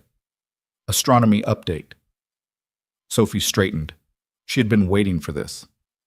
"We can see Mars from my window right now, at around 9:30. The seeing is good this week." "The seeing," Emma repeated. "That's the atmospheric stability?" Sophie stared at her. "You've been reading." "A little." Sophie looked at her father with an expression that was somewhere between vindicated and pleased. "She's been reading," she informed him. "I see that," he said. "You should get a telescope," Sophie told Emma. "I've said this." "You've said it twice." "3 times," Sophie corrected. "Twice here and once when I told Dad to tell you." Emma looked at Nathan. He had the expression of a man who had delivered this message and is now being held accountable for its reception. "I'm considering it," Emma said. "Saturn is coming up in June," Sophie said. "It would be a good time to start." "I'll take that under advisement," Emma said. Sophie nodded. She picked up her menu and began annotating it in the margins, which Emma had come to understand was not rudeness, but the sign of a mind that needed something to do with its hands while it processed. Nathan was watching his daughter with the expression Emma associated with his better Thursdays. Not grief-free. She didn't think he would ever be entirely grief-free, and she didn't think that was a reasonable expectation or even a desirable one, but present in it rather than flattened by it, living alongside it rather than being lived by it. "Braised chicken tonight," Emma said to him. "Marcus did it with preserved lemon. It's good." "I'll have that," he said without looking at the menu. "And for Sophie?" "The pasta," Sophie said without looking up from her annotations. "The one with the brown butter and the bread. All the bread." "I'll ask Marco to send extra," Emma said. "Thank you," Sophie said with the specific satisfaction of someone whose needs have been accurately anticipated. Emma went to put in his order, and Marcus already had the chicken plated by the time she reached the kitchen because he'd seen Nathan come in and had started it 20 minutes ago, which was the kind of thing Marcus did without being asked and without comment, the specific language of someone who communicated primarily through the things he made. She carried the chicken out herself and set it before Nathan and stood back. He looked at it. He picked up his fork. He ate. It was not a dramatic moment. The restaurant was full. There were 7 other tables she was managing. Marcus needed a runner. Paulina had a difficult two-top in the corner who had sent back their wine twice. The world kept moving. But she noticed. She was good at noticing things, had been her whole life, and she noticed Nathan Calloway eat his dinner on a Thursday night at table 14 without the long pause before, without the looking at the empty chair, without the specific sealed heaviness of a man performing a ritual he could not stop performing. He just ate. She didn't say anything about it. She went to her other tables and managed the rest of the service, and at the end of the night she went through the kitchen to tell Marcus good night, and he said, "How was 14?" without looking up. "Good," she said. He nodded once and kept working. Summer came. The city shifted into the particular quality of a New York summer, loud and hot, and somehow more immediate than other seasons, as if the heat compressed everything into closer proximity. Meridian put tables on the sidewalk in June, which Emma had lobbied Patterson for, and which added 12 covers and made the restaurant feel different in the evenings, more connected to the street, less sealed off from the city it was part of. Nathan came on Thursdays. Sophie came on Fridays. Occasionally they overlapped on special occasions. Sophie's end-of-year school dinner, a birthday in July that Sophie organized for her father with the logistical intensity she brought to scientific inquiry, arriving at the restaurant with a hand-drawn card and a very specific request for the chocolate dessert, which she had pre-cleared with Marcus. Emma bought a telescope in June, a modest one, not the serious equipment that Sophie used, but a reasonable beginner setup that she'd researched with the same methodical attention she brought to payroll discrepancies. She set it up on her building's roof on a clear evening in late June, which required permission from her super that she obtained through a combination of patience and the specific negotiating skill of someone who has lived in New York long enough to understand that things you need require relationships. She saw Saturn on the first clear night. She stood on the roof of her building on the Upper West Side and looked through the eyepiece, and there it was. The rings, visible and real, exactly as Sophie had described them, except that description had not fully prepared her for the specific thing it did to you, seeing it. The way it made the usual size of your life feel briefly and usefully inaccurate. She texted Sophie. "I saw it." Sophie replied in 40 seconds, which meant she'd been awake past her bedtime. "The rings?" "The rings," Emma confirmed. "I told you," Sophie sent, in capitals, followed by 3 exclamation points, which was the most punctuation Emma had ever seen her use. Emma stood on the roof for another 20 minutes looking at the sky and thought about the specific strange shape of the past 8 months, about November and the consommé and the true things she'd said to a man who couldn't eat, and about the notebook with the payroll documentation and the conversation in the Midtown office, and about the Thursday in March when the floor had dropped out, and about the diner and the coffee and the long process of finding a way back to something that was not the same as what had been before, but was, in its own way, more solid. She thought about the way things that are worth having rarely arrive complete. They arrive partial and imperfect and requiring ongoing attention, and the work of keeping them is different from the work of finding them. And neither is harder than the other. They just require different things. She thought about the fact that she had spent most of her adult life being the person who said the necessary thing and paid the cost of saying it, and that this had been her nature rather than her choice, and that she had been angry about the cost for a long time, and had recently, without fully planning to, stopped being quite so angry. Not because the cost had been unfair. It had been unfair, in Brooklyn and at Meridian, and in the smaller versions of the same dynamic that had occurred throughout her working life. But because anger at the cost had always been, she was starting to understand, a way of not asking herself what she was building with the thing that the cost had purchased. What she had built, currently, was this: a job that used the specific skills she'd developed through years of noticing things other people didn't notice. A payroll system across 5 restaurants that was cleaner and more transparent than it had been a year ago. 23 people. The original 19 plus 4 others she'd found in the subsequent audit, who were being paid correctly. A relationship with a woman who had wronged her and was trying to do better, which was not the same as trust, but was something real. A beginner's telescope on a rooftop in June. And Thursdays, which were their own category. She was not going to characterize what Thursdays were exactly, because characterizing it would require more certainty than she currently had, and she had learned to be comfortable with not yet.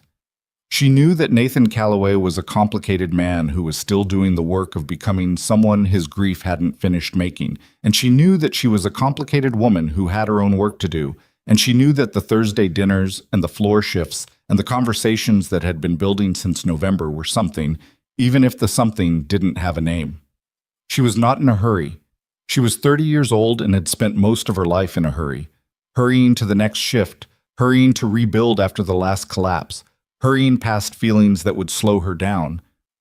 And she was discovering gradually that not hurrying was its own kind of skill. In August, Nathan asked if she wanted to go see the Perseid meteor shower. Not at a restaurant, not over a table. He asked her on a Thursday, after the service, in the quiet of the emptying dining room, with the specific, careful directness he'd been cultivating since March. The version of him that had decided the right approach to important things was to say them plainly and let the other person decide. He said, "Sophie looked up the best viewing spot in upstate New York and provided me with detailed instructions. She's staying with Victoria for the weekend. I thought—" He paused, doing the calculation she recognized as someone deciding how much of the thing to say. "I thought you might want to go." Emma looked at him. "Sophie sent me a summary of optimal viewing conditions this morning," she said. He didn't seem surprised by this. "She sent me a checklist." "She sent me the same checklist." A brief, genuine silence. "She's been planning this for a while," Emma said. "She has the certainty of someone who sees the outcome clearly," he said. "I've stopped arguing with her about it." Emma was quiet for a moment. The dining room was nearly empty. A server finishing his side work in the corner, the bar staff doing closing inventory, the kitchen sounds winding down. "I'll need to check the roof viewing conditions first," she said. He looked at her. "If my roof spot is better than upstate, the logistics are simpler," she said. "Is it?" "No," she admitted. "Sophie already told me it isn't. Light pollution is terrible." "So upstate," he said. "Upstate," she agreed. It was not a grand moment. They were two tired people at the end of a Thursday dinner service in a half-empty dining room, negotiating the logistics of a meteor shower, and it was also, she understood, something more than that, which she was going to allow herself to know without needing to name immediately. "August 12th, he said.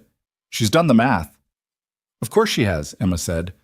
She untied her apron and picked up her bag and said goodnight to Marcus through the kitchen window, and Marcus raised one hand without turning around, which was his version of a genuine farewell. She walked out through the front entrance instead of the service door, which was a habit she'd been changing. The small choice of entering and leaving through the front of a place where she belonged, rather than the back of a place where she was provisional. The summer night was warm and actual, the city loud and close, and she stood on the sidewalk outside Meridian for a moment the way she had stood there in January before going in for the Monday meeting, except that the breath she took now was different. Not the breath before something difficult, but the breath of someone about to walk into the evening with a clear sense of where they're going and what they've earned. She walked east toward the subway. August 12th came on a Saturday. They drove up in the early afternoon. Nathan, Emma, and a cooler that Sophie had packed with sandwiches and annotated with a note that read, "Eat these in order. I've arranged them by flavor progression," and found the spot Sophie had researched, a meadow off a state park road 3 hours north of the city, where the light pollution dropped away and the sky opened up in a way that Manhattan residents forget is possible. They ate the sandwiches in the order specified, which was in fact a reasonable flavor progression, and then they lay on the blankets Sophie had also included in the cooler's companion bag and waited for the dark to fully arrive. It was not smooth. The sandwiches were slightly warm from the drive. Emma had forgotten to bring her jacket, and Nathan lent her his, which was too big. There was a period in the early evening when neither of them was sure what to talk about, and they defaulted to discussing the upstate property audit she'd done the previous month, which was technically work, and probably not the intended atmosphere, but was also genuine and unforced. And genuine and unforced was what they were best at. When the dark came fully, it came fast. And then the sky arrived. Not metaphorically, the sky arrived the way it does when you are far enough from the city to see it without interference. The depth of it, the sheer quantity of it, the specific humbling of realizing that you have been looking at a ceiling for months when you could have been looking at this. They lay on their backs in the meadow and watched. The meteors came at intervals, not constantly, not in the dramatic shower Emma had expected from the name, but sporadically, decisively, each one a quick bright line across the dark. "Sophie clocked 14 last year," Nathan said. from this exact spot. She said this year, conditions are better. She mapped conditions for a meteor shower, Emma said. She mapped conditions for a meteor shower, he confirmed. Emma looked at the sky. What are you thinking? Nathan said.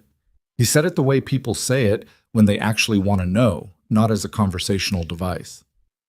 She thought about what she was actually thinking, which was multiple things in the particular layered way of a person who has been quiet for a while and has had time to notice what's happening in their own head.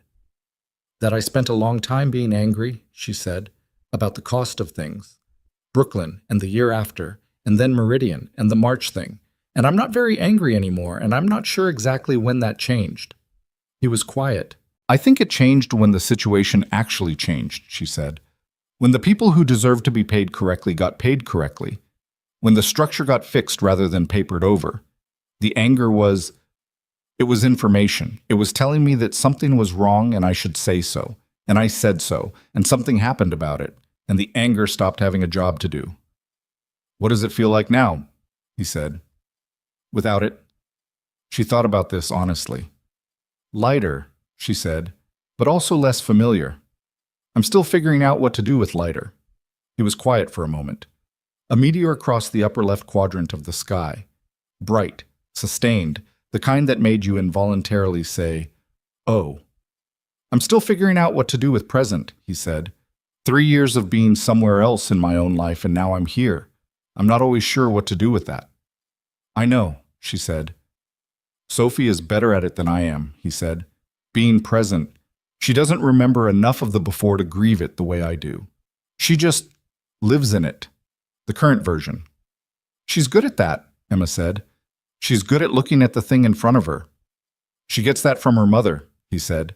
He said it the way he'd said things about Claire over the months, not without pain, but with the specific quality of someone who has learned to carry a thing without putting it down, who has found that it is possible to hold grief and also to hold other things at the same time, that the hands are larger than they seem.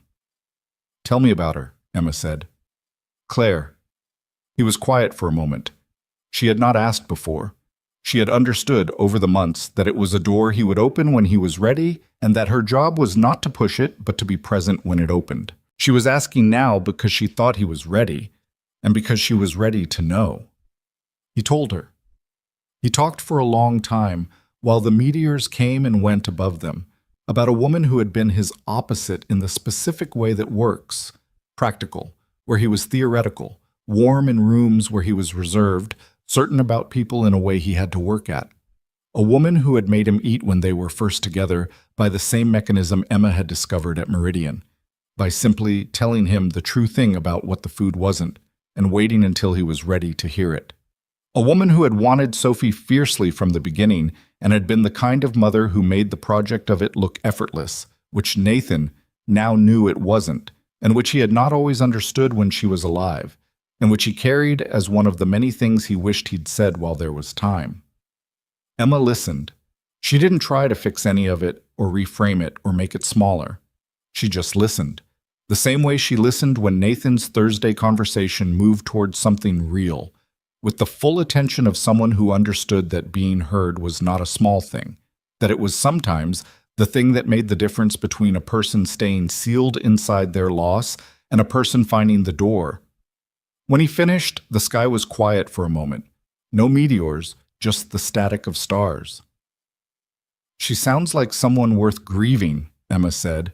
She is, he said. She also sounds like someone who would have wanted you to eat your dinner, Emma said. He was quiet for a moment. Then he laughed. A real laugh.